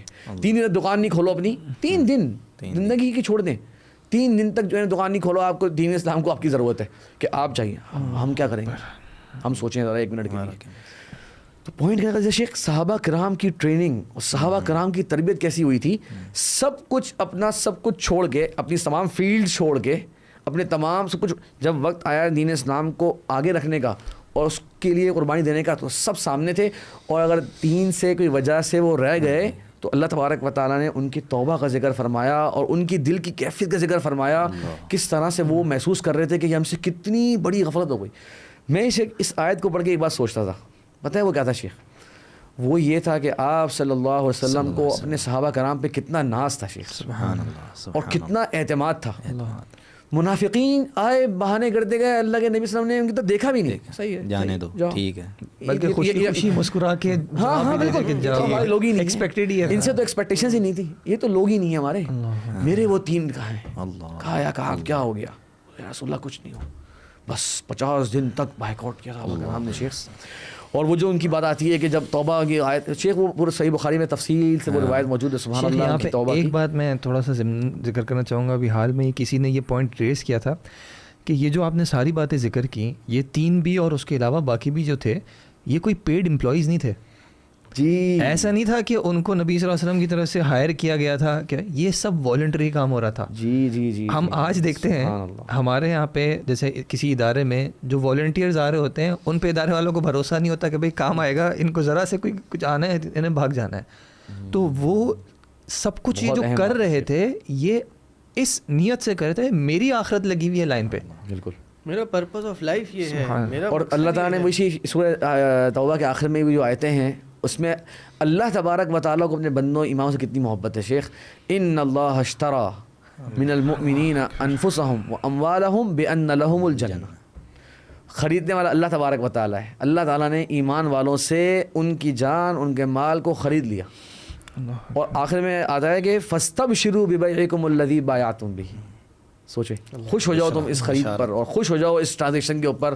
اور یہ یعنی کہ شیخ اس میں تھوڑا سا مجھے یہ بتانے کا مقصد کرنے کا یہ ہے کہ اگر میں اور آپ جو ہمارا ٹاپک ہے شیخ اس سے ریلیٹڈ اس کو ریلیٹ کرتے ہیں, میں اور آپ اگر یہ زندگی کا مقصد بنا لینا شیخ کہ بس کسی طرح اللہ تعالیٰ کو راضی کرنا ہے, اور میں اسلام کی خاطر جو ہوں نا وہ میں زندہ ہوں, اور وہ ان صلاتی و نسکی و محیای و مماتی للہ رب العالمین, تو آپ اپنی اپنی فیلڈ میں رہیں, اس کو ہی پرفیکشن سے آپ ادا کر رہے ہیں, آپ دین اسلام کے بڑے خادم ہیں شیخ. ان اللہ, عائشہ کی جو روایت ہے ابن مسند ابی اعلیٰ میں ہے, فرمایا آپ صلی اللہ علیہ وسلم نے کہ ان اللہ یحب من احدکم اذا عمل عملا ان یتقنہ. اللہ تبارک و تعالیٰ پسند کرتا ہے اس چیز کو کہ تم میں سے کوئی ایک کام اگر کرے تو اس کو پرفیکشن کے ساتھ کرے. سوچے شیخ پرفیکشن کاموں کے اندر کیا دین کے ہم لوگ کسی کو آپ بتایا تھا کہ یار آپ اگر ڈاکٹر ہو نا اس فیلڈ کو بھی یار بہترین طریقے سے حاصل کرو, اور یہ نیت کر لو کہ کل کو کوئی ضرورت مند پیشنٹ میرے پاس اگر آ گیا تو میں بغیر چون چرا کے نا اس کا فری آف کاسٹ علاج کر دوں گا. اور میں نے اس فیلڈ کو بزنس کا ذریعہ نہیں بنانا کہ 4 ٹیسٹ لکھ کے دے دوں, یہ بھی کراؤ, یہ بھی کراؤ, یہ بھی کراؤ, یہ بھی کراؤ, کیونکہ لیبارٹری سے 30% میرا جناب آنا ہے. کچھ لوگ کہتے ہیں نا کہ میں اس لیبارٹری کے ٹیسٹ کا ہی قبول کرتا ہوں, کچھ کبھی سننے میں آتا ہے. آپ یہ سوچتے ہیں کہ میں یار انجینئرنگ کر رہا ہوں, میں جاب کر رہا ہوں فلاں, نہیں کل کو ہو سکتا ہے. ابھی میں مثال دیتا ہوں شیخ آپ کو, بلکہ ایک بڑے اچھے بھائی ہیں جاننے والے ہمارے, وہ IT کی کمپنی کے اندر ہیں اور بڑا ان کا ماشاء اللہ بزنس بھی ہے. تو مجھے وہ ملے, انہوں نے بڑی خوبصورت بات کی, بولا کہ میں نے ایک اللہ تعالیٰ سے ایک نا وعدہ کیا ہوا ہے. میں کیا بولا کہ میں نے کوئی نہ اسی فیلڈ سے ریلیٹڈ کام نا فری آف کاسٹ صرف اسلام کی نصرت کے لیے کرنا ہے. میں نے کہا شیخ پتہ نہیں, میرے دل میں خیال آئی ماشاء اللہ کام بڑا ہے. میں نے کیا پتا اللہ تبارک و تعالیٰ نے ان کی اس سچی نیت کی وجہ سے ان کے کام میں برکت دے دی ہو شیخ. سوچیں یعنی یہ ایک مسلمان کو ایک دعوت فکر بھی ہے کہ ایک تو یار یہ ہمارا پر حق بنتا ہے کہ دین اسلام کا اتنی بڑی اللہ نے نعمت دی ہے کہ ہم اس کے کچھ کرنے والے بنیں, اور کیا پتہ اس کی وجہ سے آپ کی دنیا اور آخرت دونوں سنور جائیں, اور ہم اور آپ کی ساری جو فکر ہوگی کہ بس کسی طرح مہینے میں 60-70 آ جائیں, 80-90 آ جائیں تو میرا کام چل جائے گا. ارے بھائی اللہ تعالیٰ نے آپ کے لیے بہت اونچے نیت وہ رکھے ہوئے تھے, جیسے کہتے ہیں نا اجر اور ثواب, اور اگر آپ وہ نیت کر لیتے کیا کتنی اسلام آپ پہ فخر کر رہا ہوتا شاید. آج مسلمان امت پہ آپ کا نام لکھا جا رہا ہوتا کہ یار یہ مسلمان سائنسدان ہے یا یہ مسلمان انجینئر ہے. تو ہم شیخ کی بار بار یہ کہنا چاہیں گے کہ آپ جس فیلڈ میں بھی ہیں اللہ کو راضی کرنا یہ اپنا ہدف بنا لیں. اس معاملے میں آنیسٹلی, سچائی, دیانتداری, امانت داری, جو اسلام کی ٹیچنگز ہیں جی ان کو اپنا رول ماڈل رکھیں, اپنے سامنے رکھیں, اس پہ کمپرومائز نہ کریں. اور میرا خیال ہے شیخ یہ بہت بڑی بات ہو سکتی ہے. بات چل رہی تھی کہ جو دنیاوی کام ہیں وہ بھی کرنا عبادت بن جاتے ہیں. آپ دیکھیں بالکل جو خالص دنیاوی کام ہے پیسہ کمانا, وہ بھی اگر آپ شرعی حدود میں, جیسے آپ نے کہا کہ اس میں ہم اپنی جو لمیٹیشنز ہیں اس کو فوکس رکھیں, یہ بھی عبادت ہے. وہ ہے نا کہ ایک جو سچا تاجر ہوگا قیامت کے دن انبیاء, صدیقین, شہداء کے ساتھ ہوگا. اللہ کے رسول نے فرمایا کہ اپنے ہاتھ سے یعنی کمانا جو ہے وہ کیا ہے کہ بہترین انسان جو لقمہ کھاتا ہے وہ کیا ہے, وہ جو اپنے ہاتھ سے کمائی کا کھاتا ہے. فَإِنَّ نبی اللہ داؤد, اللہ کے جو نبی داؤد تھے وہ اپنے ہاتھ کی کمائی سے کھاتے تھے. تو وہی جیسے آپ نے کہا کہ بیوی کو کھلانا, بچوں کو کھلانا, اس مقصد سے آپ کام کرنے جائیں, کاروبار کریں, صبح نکلیں. نبی کریم صلی اللہ علیہ وسلم کی زندگی ہم دیکھ لیں, آپ نے جو ہے وہ بکریاں بھی چرائی ہیں اور اعلیٰ جسے کہتے ہیں دراہم پہ اجرت بھی آپ نے اس کی لی, اور آپ تجارت کرتے تھے, ہم سب پڑھتے ہیں. حضرت خدیجہ کے مال کو جس بہترین انداز سے آپ نے تجارت میں پرفیکشن کے ساتھ بیچا, حضرت خدیجہ کے غلام نے ان کی سچائی, دیانتداری اور سمجھداری کی جب تعریف کی تو سیدہ خدیجہ رضی اللہ عنہا کے دل میں خواہش ہوئی کہ ان سے تو مجھے نکاح کرنا چاہیے, ایسے قابل, فاضل, سمجھدار انسان سے. تو دیکھیں کہ وہ 25 سال کی عمر میں تھے, لیکن کتنا ان کا. اس کو اگر ہم تھوڑا سا مردوں کے ڈومین سے لے کے تھوڑا خواتین کی طرف جلائیں کہ ہم باہر نکل کے کام کرنے کی تو باتیں کر رہے ہیں, ایک خاتون جو گھر میں اگر بچوں کی تربیت کر رہی ہے, اور آج کل خواتین کا یعنی وہ فیمنزم کی وجہ سے کہ میں کیوں کروں, میری اس کی کیا ورتھ ہے, میری تو زندگی ضائع ہو رہی ہے, اگر کیا ہوا, میرے کیریئر, میں نے پڑھائی کی تھی اس کا کیا فائدہ ہوا, میری تو صرف بچے پالنے تھے, میں نے یہ ورڈ اس طرح سننے آتے ہیں. آپ تو ماسی بنا کے لیا کرتے مجھے, میں نے نہیں سنے لیکن آپ دیکھیں کتنے بڑے بڑے فقہا بیٹھ کے مجھے دیکھ رہے ہیں, میں سمجھا نہیں کیا ہوا یہ. اچھا لیکن آپ دیکھیں, آپ ہماری تاریخ میں دیکھیں کتنے فقہا. شیخ علی نے اچھا کیا کہ ماشاءاللہ میں بھول گئے تھے ہم لوگ مردوں پہ مثالیں دے رہے تھے, یہ اچھا ہے شفٹنگ. کتنے فقہا اور محدثین کی زندگی میں ہمیں دکھتا ہے کہ ان کی ماں نے ان کو تیار کر کے بھیجا. اب دیکھیں وہ اس محدث کا تو نام بھی ذکر کرتے ہیں, ان کی کتاب بھی پڑھتے ہیں, لیکن ہر جب وہ حدیث پڑھی جاتی ہے تو ان کی ماں کو بھی ان کا اجر ملتا ہوگا, کیونکہ اس ماں نے ان کو تیار کیا تھا. اور انہوں نے جب تیار کیا تو اس غرض سے نکال دیا کہ بیٹا جب یہ دین حاصل کرو تو یہ دنیا کو چھوڑ دینا, اور اس دین کو جب تم حاصل کر رہے ہو تو اس کا اپنی زندگی میں عملاً بھی جو ہے وہ دیکھ لینا کہ وہ تمہیں فائدہ دے بھی رہا نہیں دے رہا.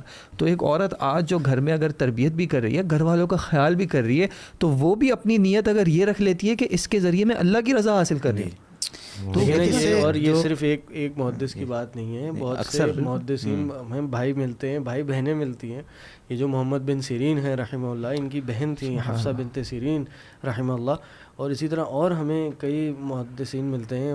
یہ شیخ امام ذہبی کی کتاب ہے سیر اعلام النبلاء, انہوں نے اس کے اندر پوری تاریخ اپنی زندگی تک جتنی چلی ہے سب کا ذکر کیا. تو اس میں انہوں نے صحابیات میں تو خیر ماشاءاللہ بہت بڑی تعداد ہے, لوگوں کے سامنے بھی ہے.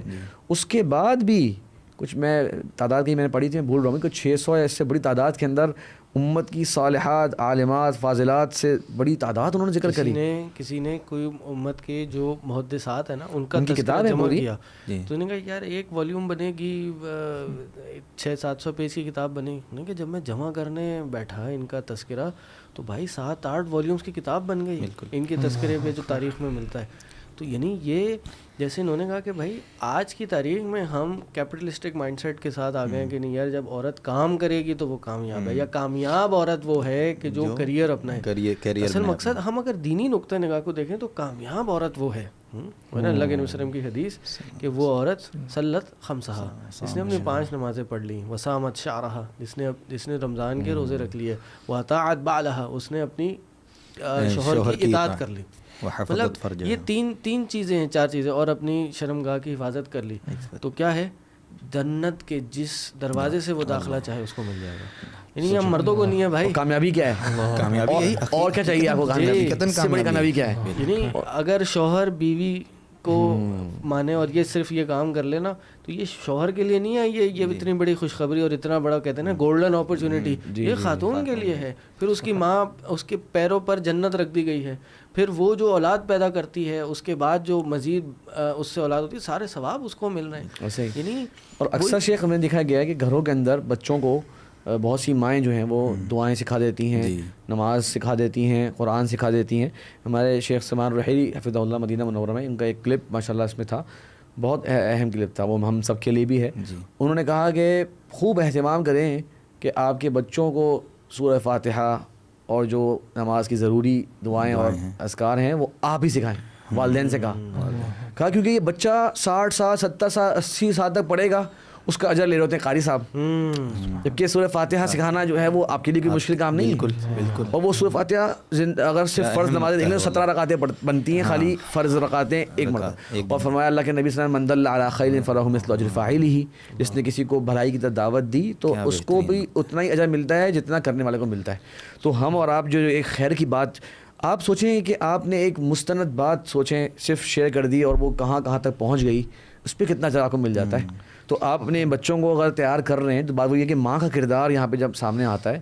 اور یہ شیخ سبحان اللہ ایک جگہ گفتگو ہوئی تھی تو امام مالک رحمہ اللہ, امام بخاری رحمہ اللہ اور امام احمد بن حنبل رحمہ اللہ, ان تمام کی جو ہے نا والداؤں کا باقاعدہ ذکر موجود ہے, ان کے کچھ مواقف موجود ہیں. امام مالک کی والدہ جو ہیں وہ ان کے سر پہ پگڑی باندھتی تھیں اور وہ چھوٹے سے ہوتے تھے, اور جا کے کہتی تھی جاؤ ان سے جا کے پڑھو, نکلو ان کے قدموں میں بیٹھو. ربیعۃ الرأی جو ہیں وہ مدینہ منورہ میں مفسر تھے اس زمانے میں, ان کے تو اپنے بیٹے کو نا جیسے کہتے ہیں تیار کر کے علم کا ایک ہیبت کے ساتھ بھیجتی تھی اور کہتی تھی وَخُذْ مِنْ أَدَبِهِ قَبْلَ عِلْمِهِ. کیا ان کی فقاہت تھی کہ تم بیٹا یہ بچے ہو, ابھی تم معلومات پہ تم زیادہ تمہارا فوکس ہوگا نہیں, یہ بڑے محدث ہیں, ایمان والے عمل والے آدمی ہیں, ان کا ادب پہلے لینا, ان کا علم تم بعد میں لے لینا. اس پر ایک تھوڑی سی گفتگو اگر میں کرنا چاہوں تو یہ تو امتیوں میں سے خواتین ہیں نا, میں سمجھتا ہوں کہ اللہ رب العزت نے بھی اس امت کی ایک ماں کا تقرر کیا تربیت کے لیے,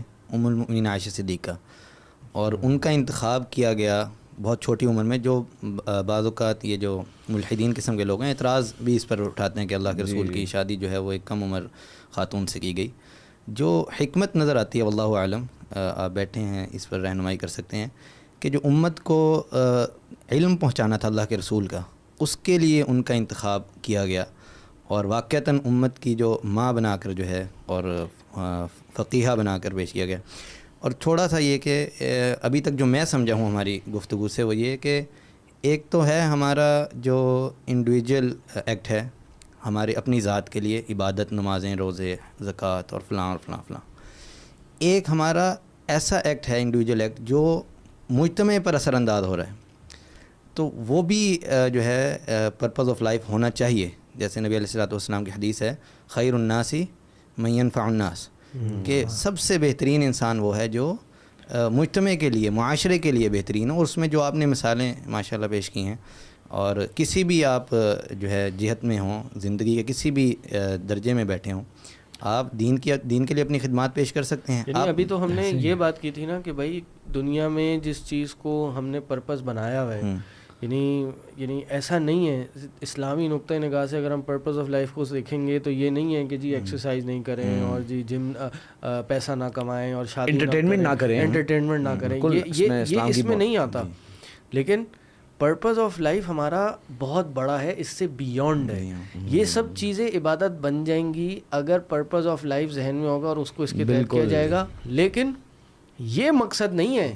پیسہ کمانا حلال ہے, جاب کرنا حلال ہے, اس کو آگے لے کے چلنا حلال ہے, کرا جائے ثواب کا کام ہے, لیکن یہ اس گریٹر گول کے تابع ہے, یہ گول نہیں ہے. اصل مسئلہ کیا آتا ہے جب اسی کو گول بنا لیتے ہیں. اور اس میں قرآن نے شیخ بار بار جو ہے نا یہ ریمائنڈ کرانے کے لیے, ٹھیک ہے, ہم لوگ جو ہم جو کہتے ہیں, ہم اپنے لیے بھی کہتے ہیں قرآن سے جوڑنا ہے اور قرآن کو بار پڑھنا ہے. کیوں شیخ؟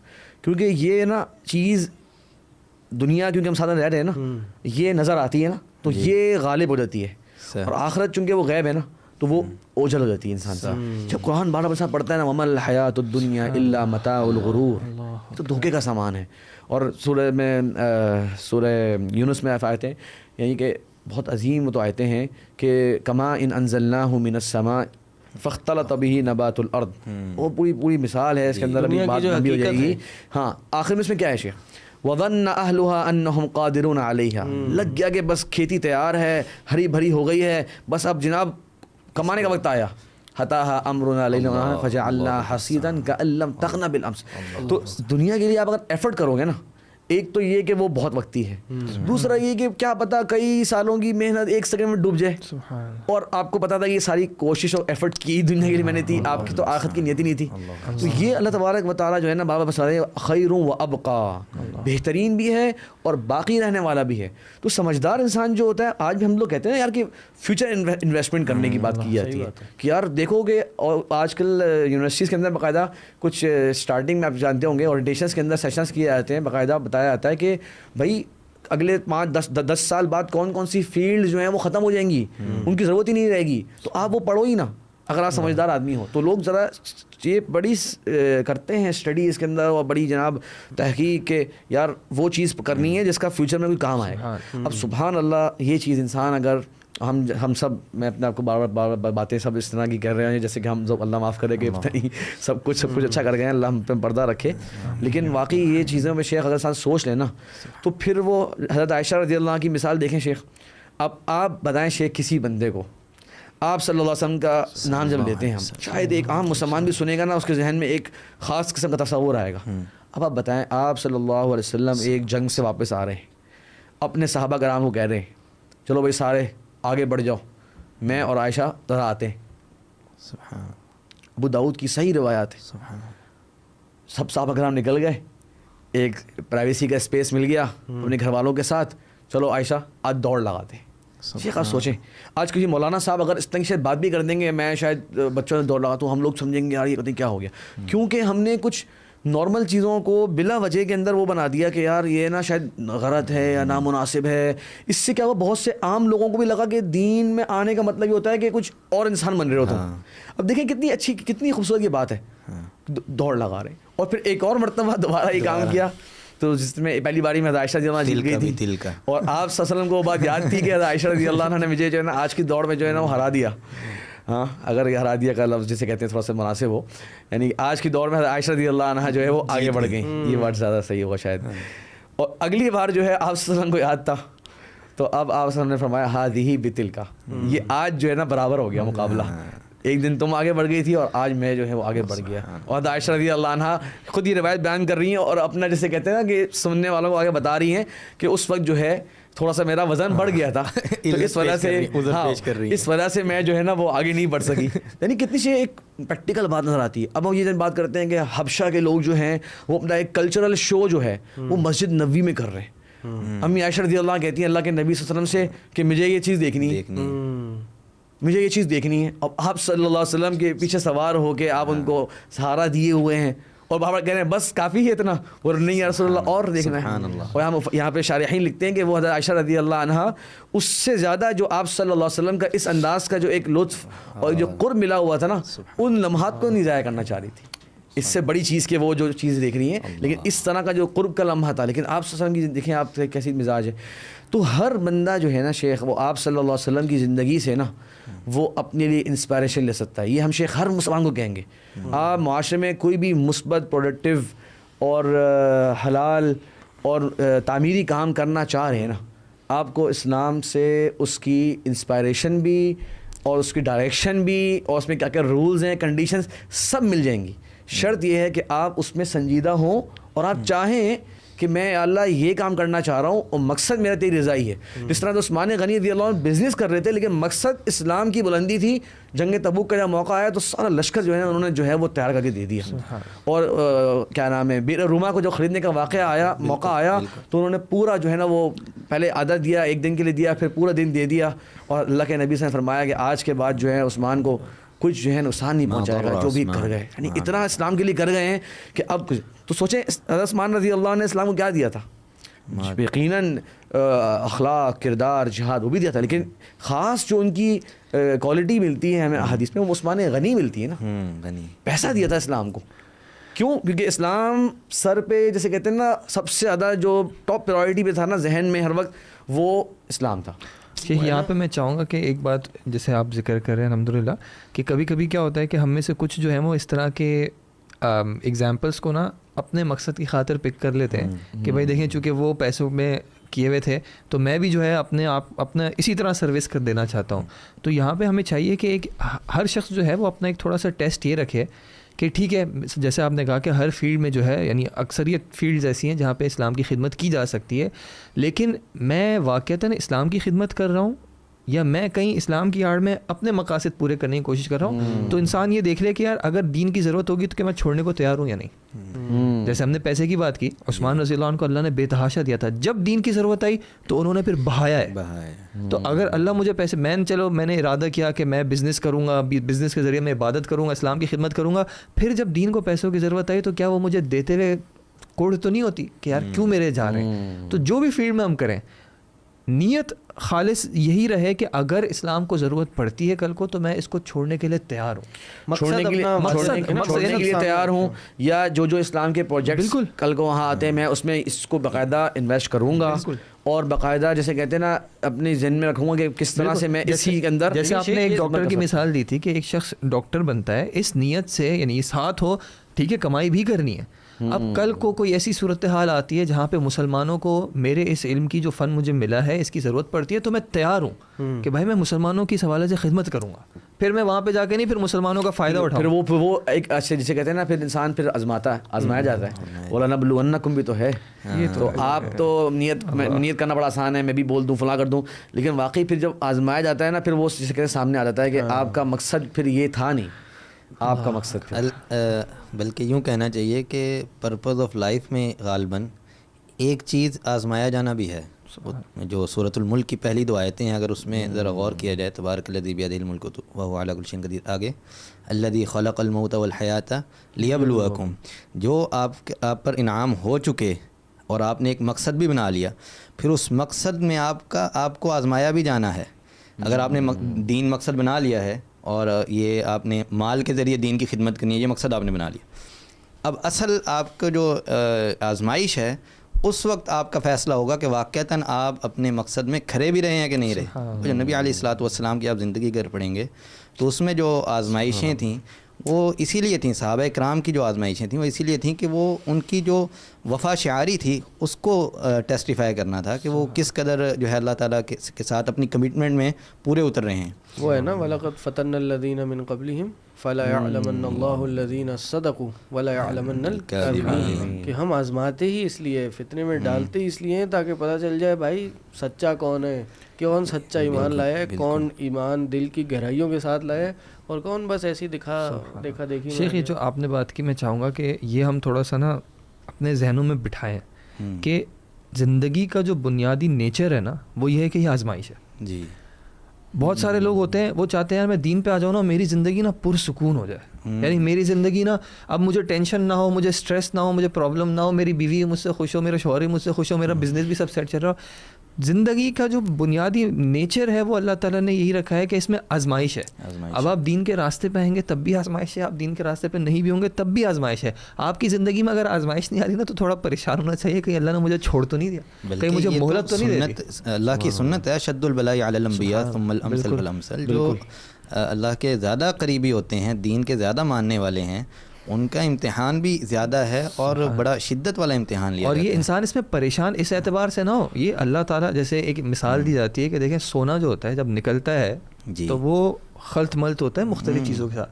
اس کو پاک کیسے کیا جاتا ہے؟ جلا کر. اس کو جلا کے جتنا جلایا جاتا ہے وہ اتنے جو ساری امپیورٹیز اس کی نکل جاتی ہیں. تو اللہ تعالیٰ بھی مومنوں کو اس طرح جو ہے آزماتا ہے تاکہ ان کی جو خطائیں ایک تو وہ معاف ہو جائے, پھر ان کا ایمان اس کے ذریعے بڑھے کہ وہ اللہ کے قریب ہے, بندہ اللہ کے قریب ہے. اور اللہ جو قرآن کی جو آیات ہیں, کیا حسبتم ان تدخلوا الجنہ, یہ مطلب ایسے ہی تم نے گمان کر لیا کہ بس صرف یہ زبان سے کہہ دیا. اور شیخ آج کل ایک جو میڈیا میں جو دیکھتے ہیں شیخ, سوشل میڈیا کا بھی ایک جو ایک جسے کہتے ہیں ایک غلط اثرات سامنے آتے ہیں, تو وہ کسی انسان کی نا بڑی ایک آپ کو آئیڈیل سی پکچر نظر آتی ہے.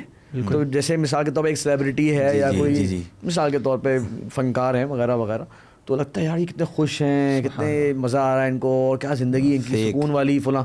اچھا تھوڑا سا ہر بندہ جو ہمیں سن رہا ہے وہ دیکھ لے کہ ذرا فیکٹ جیسے کہتے ہیں فیکٹ چیک کر لیں آپ جا کے, تو معلوم ہوگا کہ جتنے طلاق کے معاملات اس کلچر کے لوگوں میں ہیں اتنے شاید عام طبقوں میں آپ کو بھی نہ سنیں. ڈپریشن کے مریض بنے ہوئے, راتوں کو نیندیں نہیں آتی, دوائیاں جب. اچھا یہ سب چیزیں لوگ آج کل یہ چیزیں بھی لوگوں کے سامنے آ جاتی ہیں. پہلے کوئی اخبار میں خبر آتی تھی, لوگ بولتے ہیں کہ شاید اپنی فیک سی خبر ہے, اب پتہ نہیں بہت زیادہ ڈیٹیل کے ساتھ یہ چیزیں جو ہے نا وہ لوگ سامنے آ جاتی ہیں. اور اس میں ایک بات آپ کی جو بہت اچھی بات کی کہ ضروری ہے کہ سکسیزفل لائف پہ بھی ہم بات کر رہے ہیں اور پرپسفل لائف پہ بھی بات ہم کر رہے ہیں, لیکن اس سب کے باوجود آپ مختلف طریقوں سے آزمائے جائیں گے اور یہ ضرور ہوگا. اور سب سے بڑی شیخ مثال آپ سوچیں کہ آپ صلی اللہ علیہ وسلم کی زندگی دیکھ لیں, کسی کو دنیا میں کسی مسلمان کو شک ہی نہیں ہے اس میں کہ آپ صلی اللہ علیہ وسلم اللہ کے سب سے محبوب بندے تھے. بے شک, ٹھیک ہے, 7 آپ کی اولادیں, ان میں سے 6 کا انتقال آپ کی زندگی میں آپ کے سامنے ہو گیا. 3 جوان بیٹیاں اور 3 بچے جو جسے کہتے ہیں اپنی بچوں کی کیا محبت انسان کے دل میں ہوتی ہے وہ بڑے ہی نہیں ہو سکے, اور تینوں بیٹیاں شادیاں ہوئیں اور تینوں کا جوانی میں انتقال ہو گیا. اور آخری بیٹی جو ہیں ان کو بھی خبر دے دی کہ تم سے پہلے میرے گھر والوں میں تم سے ملنے والی ہو. آگے سوچے 1 منٹ کے لیے انسان سوچے کہ ہمارے معاشرے میں اگر کوئی بندہ اس کے 7 میں سے 6 بچوں کا انتقال ہو جائے نا, تو شاید لوگ بولیں گے بیچارہ یہ بولنا چھوڑ دے گا. ہمارے یہاں لوگ ایکسپیکٹ کر رہے ہوتے ہیں نا اس کے بارے میں کہ یار یہ تو بالکل ٹوٹ گیا, وہ کہتے ہیں یار یہ تو ختم. کہاں سے آپ صلی اللہ علیہ وسلم میں اس کے باوجود اتنی زیادہ پازیٹیوٹی تھی, اور اس کے باوجود اتنا زیادہ آپ تفاؤل کے ساتھ رہتے تھے, اور ایک کہتے ہیں پر امید, اور امت کی فکر اور لوگوں کی فکر. اور پھر بھی صحابہ کرام آپ کے بارے میں کہہ رہے ہیں کہ ما رآنی النبی صلی اللہ علیہ وسلم الا تبسم, جب بھی دیکھتے آپ سے مجھے مسکراہٹ دے. تھوڑا سا نا انسان کی عقل بہت سے موقعوں پہ نا دنگ رہ جاتی ہے. اور جب وہ صحابہ کرام کہتے ہیں کہ ہر کوئی سمجھتا تھا کہ سب سے زیادہ محبت جو ہے وہ ان سے, تو اب عمرو بن عاص رضی اللہ عنہ کو جب آپ نے بھیجا ہے لشکر پہ, تو انہوں نے کہا آگے سوال, وہ عجیب سے واقعات کیوں لگتے ہیں کیونکہ بڑے نا ریئل سے واقعات لگتے ہیں. اب اللہ کے نبی صلی اللہ علیہ وسلم جانتے ہیں کہ ابوبکر, عمر, عثمان, علی بھی ہیں, اور لشکر کی روانہ کر رہے ہیں, تو عمرو بن عاص کو بنا دیا کمانڈر. اب عمرو بن عاص رضی اللہ عنہ آئے اور آ کر کہا یا رسول اللہ من احب الناس الیک, سمجھ گئے کہ آج کو مجھے بنا کے بھیجا گیا ہے سب میں, اور ایک شاید جانے سے پہلے باتیں بھی کی ہوں, سمجھایا بھی گیا ہو, تو سمجھے کیا رسول اللہ پھر بھی سن لوں آپ سے. آپ نے کہا عائشہ. اب وہ کہتے ہیں میں ایک شیخ صاحب واقعہ سنا رہے تھے اس طرح, کہہ رہے تھے جسے کہتے ہیں تھوڑا ان کو تسلی ہوگی, نہیں یا رسول اللہ میرا مقصد ہے من الرجال. ابوہا, بولا او ہو اچھا جی. اس کے بعد ثم عمر ثم عثمان, پھر آتا ہے حدیث سے فعد رجالا, یعنی اور بھی جو ہے صحابہ کرام کا آپ نے ذکر. تو ان کے دل میں خواہش ہے کاش میں نے یہ بات نہیں پوچھی ہوتی. شیخ مطلب آزمائشیں اور تکلیفیں اور پریشانیاں, لیکن شیخ یقین جو تھا نا, اور اس دنیا کی زوال کا اور آخرت کی جو کامیابی کا, مجھے لگتا ہے شیخ وہ بڑی ایک نا پاور تھی جو آپ کو نا اس طرف ڈرائیو کرتی تھی. اس کے ساتھ ساتھ وہ جو مشہور حدیث ہے کہ نبی صلی اللہ علیہ وسلم یعنی جو قیام کیا کرتے تھے, ایک صحابی نے پوچھا کہ آپ وہ, تو کیا جواب دیا, افلا اکون عبدا شکورا, یعنی یہ جو آزمائشیں ہیں اور جس طرح آزمایا گیا ہے کسی اور کو اس طرح نہیں آزمایا گیا, اس کے باوجود کیا کہہ رہے ہیں میں نے تو شکر کرنا ہے. اب یہاں پہ ہمارے یہاں پہ کسی کے ہاں جیسے ہم نے اولاد کی بات کی, ایک بیٹا ایک بیٹی چلی جاتی ہے تو وہ سمجھتے ہیں کہ میرے ساتھ بہت بڑا ظلم ہو گیا, مجھے تو کوئی نعمت ہی نہیں ملی. وہ تو سمجھتے ہیں کہ اب تو میرا حق بن گیا کہ میں اللہ سے شکایت کروں. ہاں بالکل بالکل, اور یہ آج سے لوگ سوال کرتے ہیں کیونکہ وہ ایک آئیڈیل لائف جو ضرورت ہے بتانے کی بھائی کہ جو کیمرے میں آپ جو دیکھ رہے ہوتے ہیں وہ بڑی ایک پروڈکشن ہوتی ہے, بڑی اس میں کام ہوتے ہیں, وہ ایک آئیڈیا حقیقی زندگی وہ نہیں ہے جو آپ بہت سے لوگوں کی دیکھ رہے ہیں اس شو میں, اس فلم میں, اس ڈرامے میں. وہ حقیقی زندگی نہیں, وہ فیک ہے, حقیقتاً وہ فیک ہے. تو آپ کو یہ بات جاننی چاہیے, جو آپ کو اسٹارز نظر آ رہے ہیں فلاں, وہ ہر بندہ کوئی نہ کوئی ٹف ٹائم سے گزر رہا ہوتا ہے. اور شیخ اسی سے مجھے وہ والی بات حدیث یاد آ گئی, سبحان اللہ, حضرت عمر رضی اللہ عنہ جب داخل ہوئے اللہ کے نبی صلی اللہ علیہ وسلم کے گھر میں, اور آپ کے جو ہے وہ کمر کے اوپر چٹائی کے نشان. سوچے اب جو بھی مسلمان ہمیں سن رہا ہے شیخ, کون کس کے گھر میں, ہمارے گھر میں گدا نہیں موجود, مولٹی فوم نہیں موجود, فلاں نہیں موجود. سوچے آپ صلی اللہ علیہ وسلم گھر میں مولٹی فوم نہیں تھا, گدا نہیں تھا, چٹائی پہ آپ صلی اللہ علیہ وسلم جو ہے وہ سو رہے ہیں, اور اس کے نشانات کی کمر پر آگے حضرت عمر رضی اللہ کی آنکھوں میں آنسو آ گئے. کہا یا رسول اللہ وہ رومن امپائرز اور پرشین امپائرز والے بدماش, یہ لوگ محلوں میں, اور آپ صلی اللہ علیہ وسلم اللہ کے محبوب.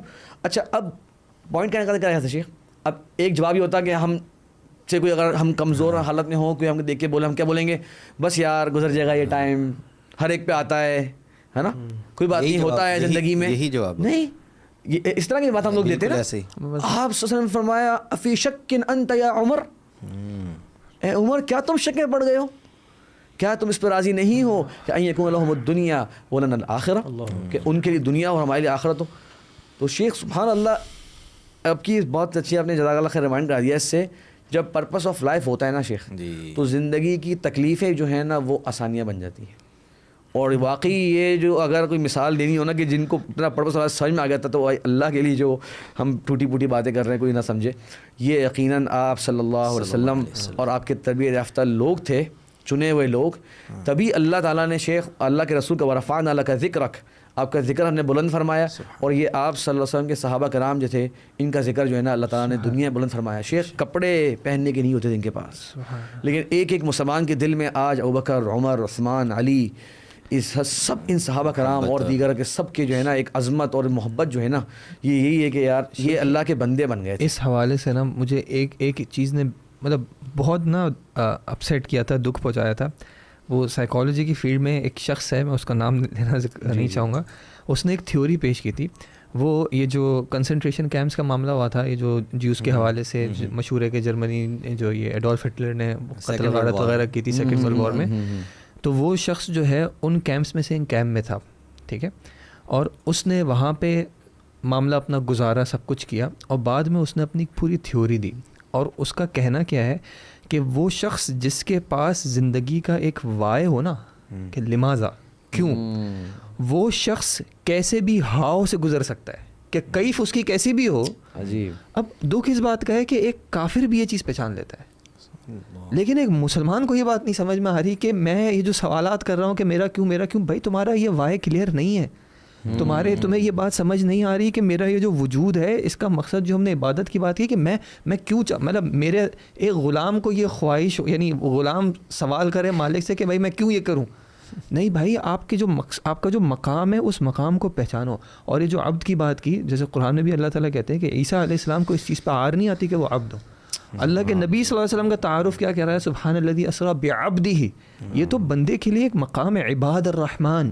انسان جب اس چیز کو ایکسیپٹ کر لے کہ یار میں واقعتاً اللہ کا عبد ہوں, میری خوشی, میرا جینا, میرا مرنا اسی چیز میں ہے, تو پھر وہ زندگی کی جیسی بھی کیفیت ہوتی ہے نا, وہ اس کو گزارنے کے لیے ایک راستہ مل جاتا ہے. صبر کا راستہ ہے, شکر جو نبی صلی اللہ علیہ وسلم کی حدیث ہے کہ مومن کا معاملہ عجیب ہے. اور شیخ حضرت یعقوب کا مثال دیکھنے سے بیٹے کا غم, اور شیخ رو رو کے آپ کی بینائی چلی گئی.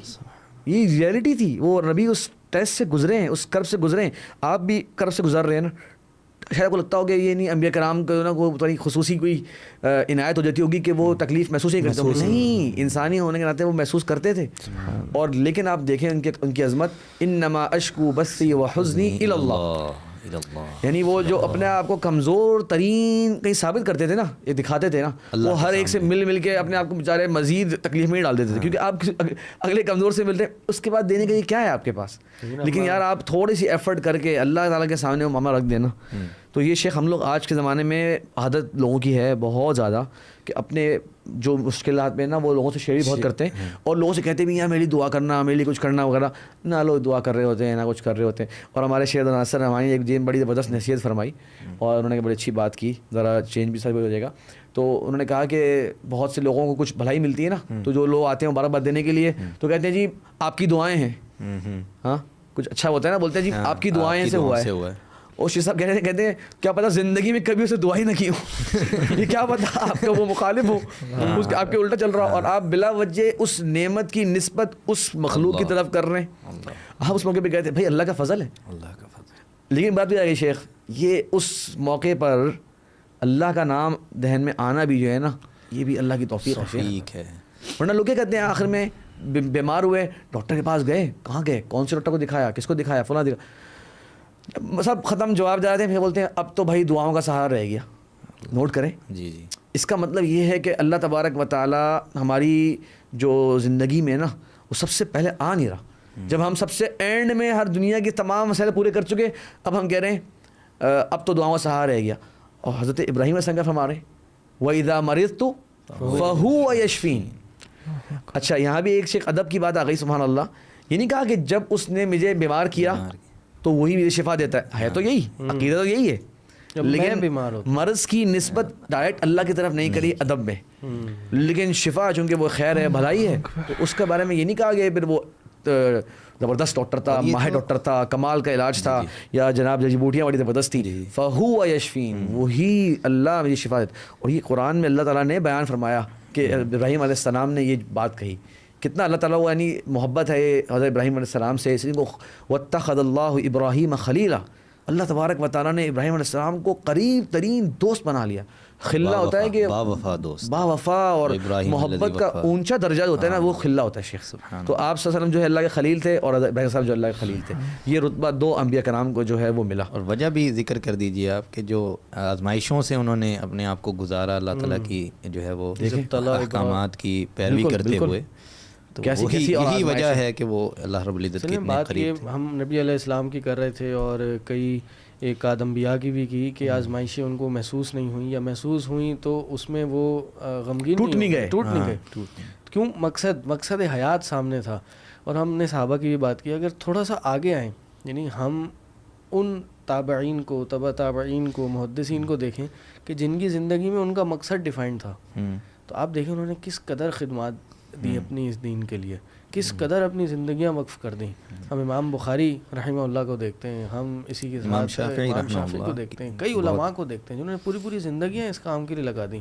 شیخ 18 سال کا نوجوان آج ہم کیا کر رہے ہیں. اللہ, امام بخاری رحمہ اللہ نے التاریخ الکبیر جو 12 جلدوں میں چھپی ہوئی ہے, جس میں انہوں نے اختصار سے کام لیا, 18 سال کی عمر میں لکھی. شیخ آپ نے 18 سال کا نوجوان کہا ہے, ہمارے یہاں پہ 18 سال کا 20 سال کا بھی 25 سال کا بچہ ہوتا ہے. اس کو کہتے بھی بچہ ہی ہے, بچہ, ابھی تو بچہ ہے. آپ تو نوجوان کا ورڈ استعمال کر رہے ہیں. اگر وہ 18 سال والا اپنے آپ کو نوجوان تصور کر لے تو وہ کیا کیا نہیں کر سکتا. ایک صاحب سے میری ملاقات ہوئی, انہوں نے اپنا تعارف کرایا کہ میں گیمر ہوں. میں مذاق نہیں کر رہا آپ سے. اور آپ کما بھی رہے ہوں گے دعا کا. میں نے کہا یہ کہاں سے آ گیا,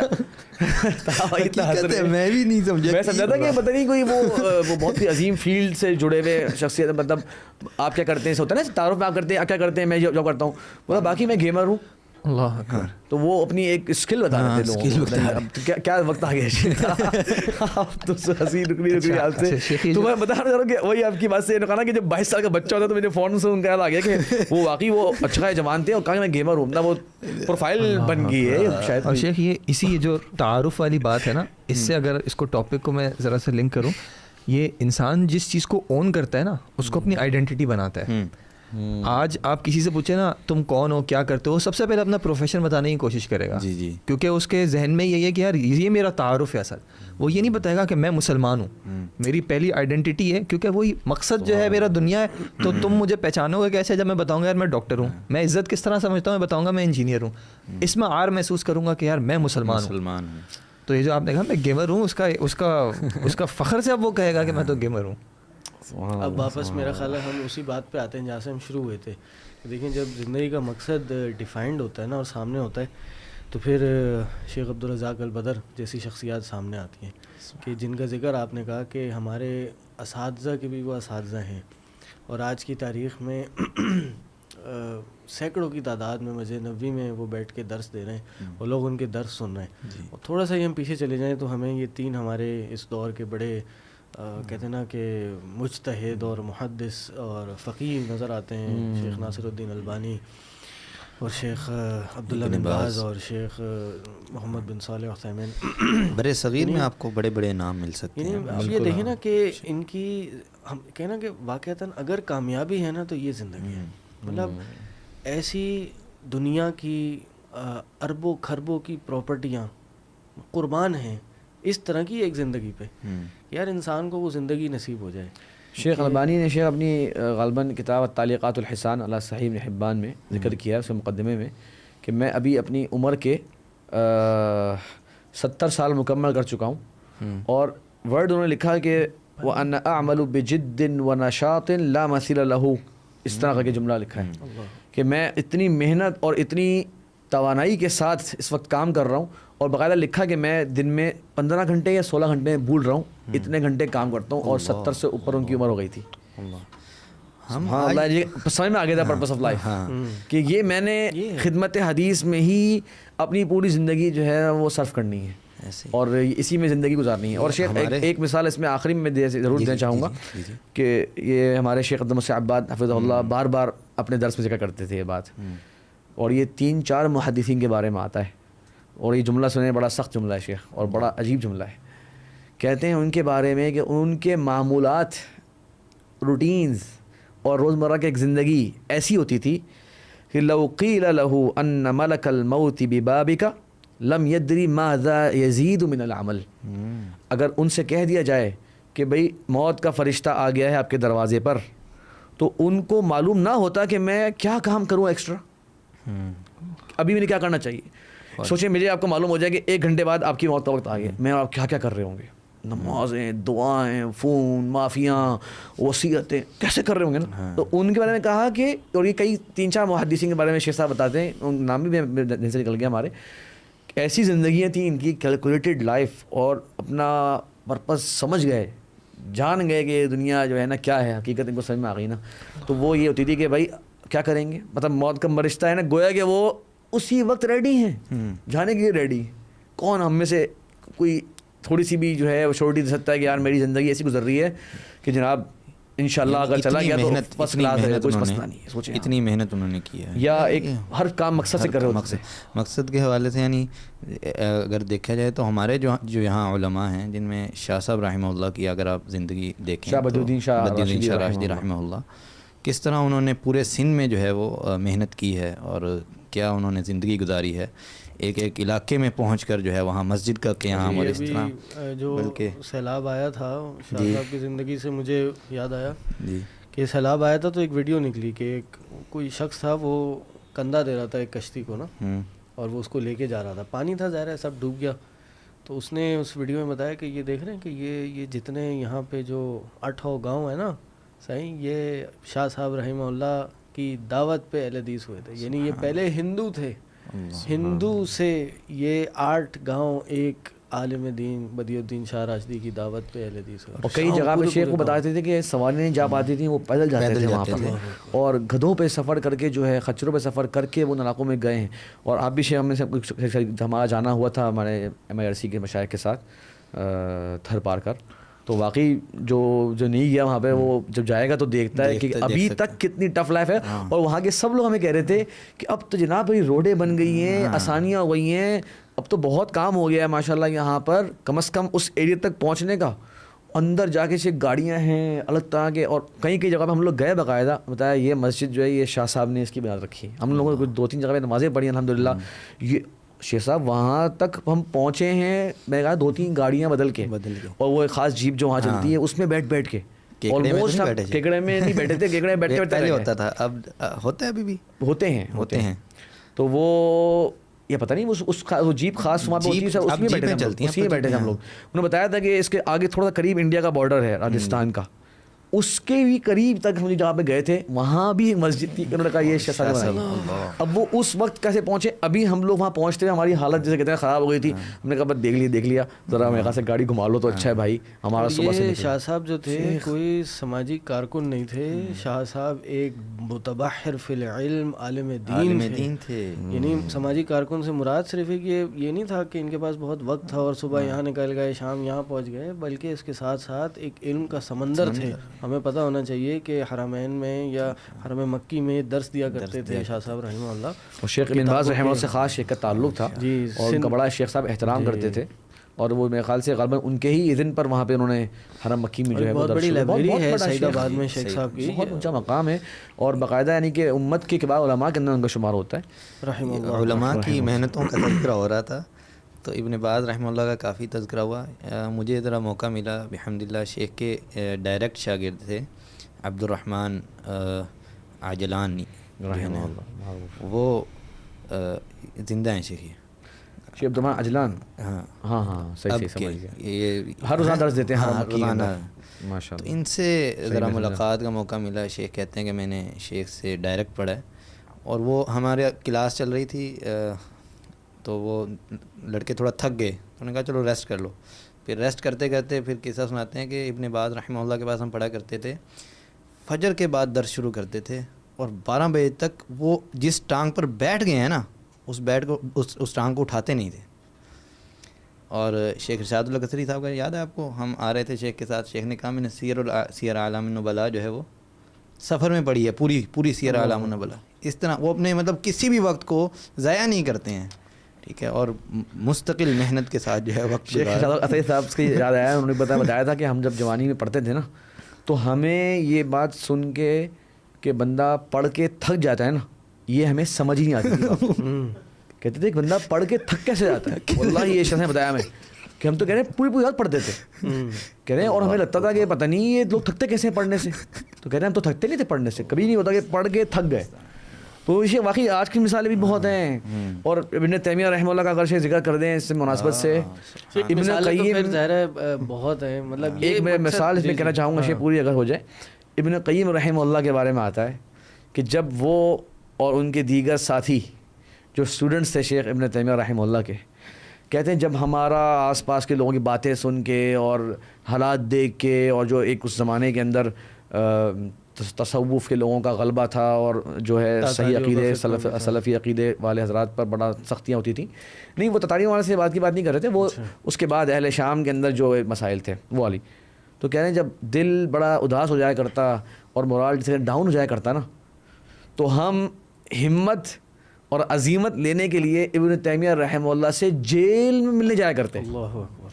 اور جیل میں ابن تیمیہ رحمہ اللہ ہمیں اپنے شاگردوں سے جب گفتگو کرتے اور ایسی بات کہتے, تو ہماری جسے کہتے ہیں نا وہ ہمت بڑھاتے اور حوصلہ دیتے ہمیں.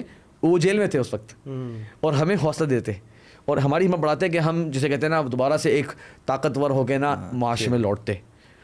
بات دیکھیں آپ. اور ابن تیمیہ کا مشہور جو جملہ ہے کہ جو مجھے میرے ماذا یفعل اعدائی بی, میرے دشمن میرا کیا کریں گے. اور یہ آج کل دنیا میں کافی لوگ اس کو جو ہے وہ کوٹ بھی کرتے ہیں. اس کے اندر آتا ہے کہ میرا جو ہے وہ سفر جو ہے وہ بھی ہجرت ہے, اور جب بند کر دیں گے تو وہ عبادت کا وقت مل جائے گا, مار دیں گے تو وہ شہادت ہو جائے گی, کیا کیا اور کیا کریں گے, اور کیا ہو سکتا ہے. تو وہ سبحان اللہ شیخ بہت امت کے لوگ ایسے ہیں جن کی زندگی واقعی پڑھ کے یہ معلوم ہو جائے گا آپ کو کہ پرپس آف لائف پہچان گئے تھے, اور پھر اس میں لگ گئے تھے, اس میں پھر ڈٹ گئے تھے. یہ سب باتیں ہم اسی لیے کی ہیں, اور یہ مثالیں اسی لیے دی ہیں کہ یہ سب ریزلٹس ہیں ایک با مقصد زندگی کے. جب زندگی کا پرپس ڈیفائنڈ ہوتا ہے اور ایک حیات آپ کی با مقصد ہوتی ہے, تو پھر یہی سب رزلٹ نکلتے ہیں اس کے. تو اس لیے ہمیں اللہ سے سب سے پہلے دعا بھی کرنی چاہیے کہ اللہ ایک تو سب سے پہلے ہمیں جو اصل مقصد ہے نا زندگی کا, اس کو پہلے سمجھنے کی توفیق دے, اور اس پہ عمل کرنے والا بنا دے. اور جو ہر دعا ہر نماز میں ہم کرتے ہیں اللہ تعالیٰ سے, اللہ اہدنا الصراط المستقیم, اللہ صراط مستقیم دکھا دے. اور صراط مستقیم کیا ہے؟ صراط الذین انعمت علیہم, اللہ ان کا راستہ جن پہ تیرا انعام ہوا. تو کن پہ انعام ہوا؟ وہ با مقصد لوگ تھے, ان کی زندگی کا پرپس ڈیفائنڈ تھا, ان کے سینوں میں, ان کی آنکھوں کے سامنے تھا. جنت جہنم ان کو دنیا میں چلتے ہوئے دکھتی تھی. تو یہ اللہ سے ہمیں ایک تو ہر نماز میں بڑے خشوع کے ساتھ یہ دعا کرنی چاہیے. اور ان ساری باتوں کا بہرحال خلاصہ یہی ہے کہ دین ہمیں نہیں منع کرتا کہ بھائی ہم دنیا میں رہیں, خوش ہوں, انجوائے کریں, انٹرٹینمنٹ حاصل کریں, کھائیں پئیں, اور یہ ایکسرسائز وغیرہ ساری چیزیں کریں, لیکن یہ مقصد نہیں ہے. اس کو مقصد نہ بنا لیں, اس کو ایک بڑے مقصد کے ماتحت لائیں. یہ مقصد کی طرف لے جانے والا ہو, مقصد سے ہٹانے والا بالکل نہ ہو, اور نہ کہ اس کو مقصد بنا لیا جائے اور اسی پہ اپنا ہم اور غم بنا لیا جائے. وہ ہے نا اللہ کے نبی صلی اللہ علیہ وسلم کی حدیث, اللہم لا تجعل الدنیا اکبر ہمنا ولا مبلغ علمنا. اللہ اس دنیا کو ہمارا گول نہیں بنا دینا, اللہ اس دنیا کو ہمارا ہم اور غم, اس دنیا کو ہمارا فوکس نہیں بنا دینا. دنیا ہے بس ہے, ہاتھ میں ہے تو ہے, نہیں تو نہیں ہے. تو بس اسی کے ساتھ آج ہم اپنی بات کو ختم کرتے ہیں.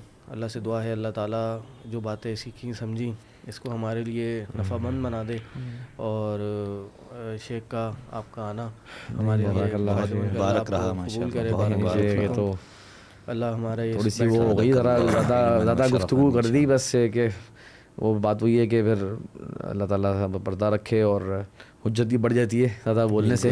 لیکن چلیں ایک ہی کہ بات ہے کہ سامنے آ جائے کچھ مختلف ٹوٹے پھوٹے آگے بھی انشاءاللہ آپ کو بلاتے رہیں گے.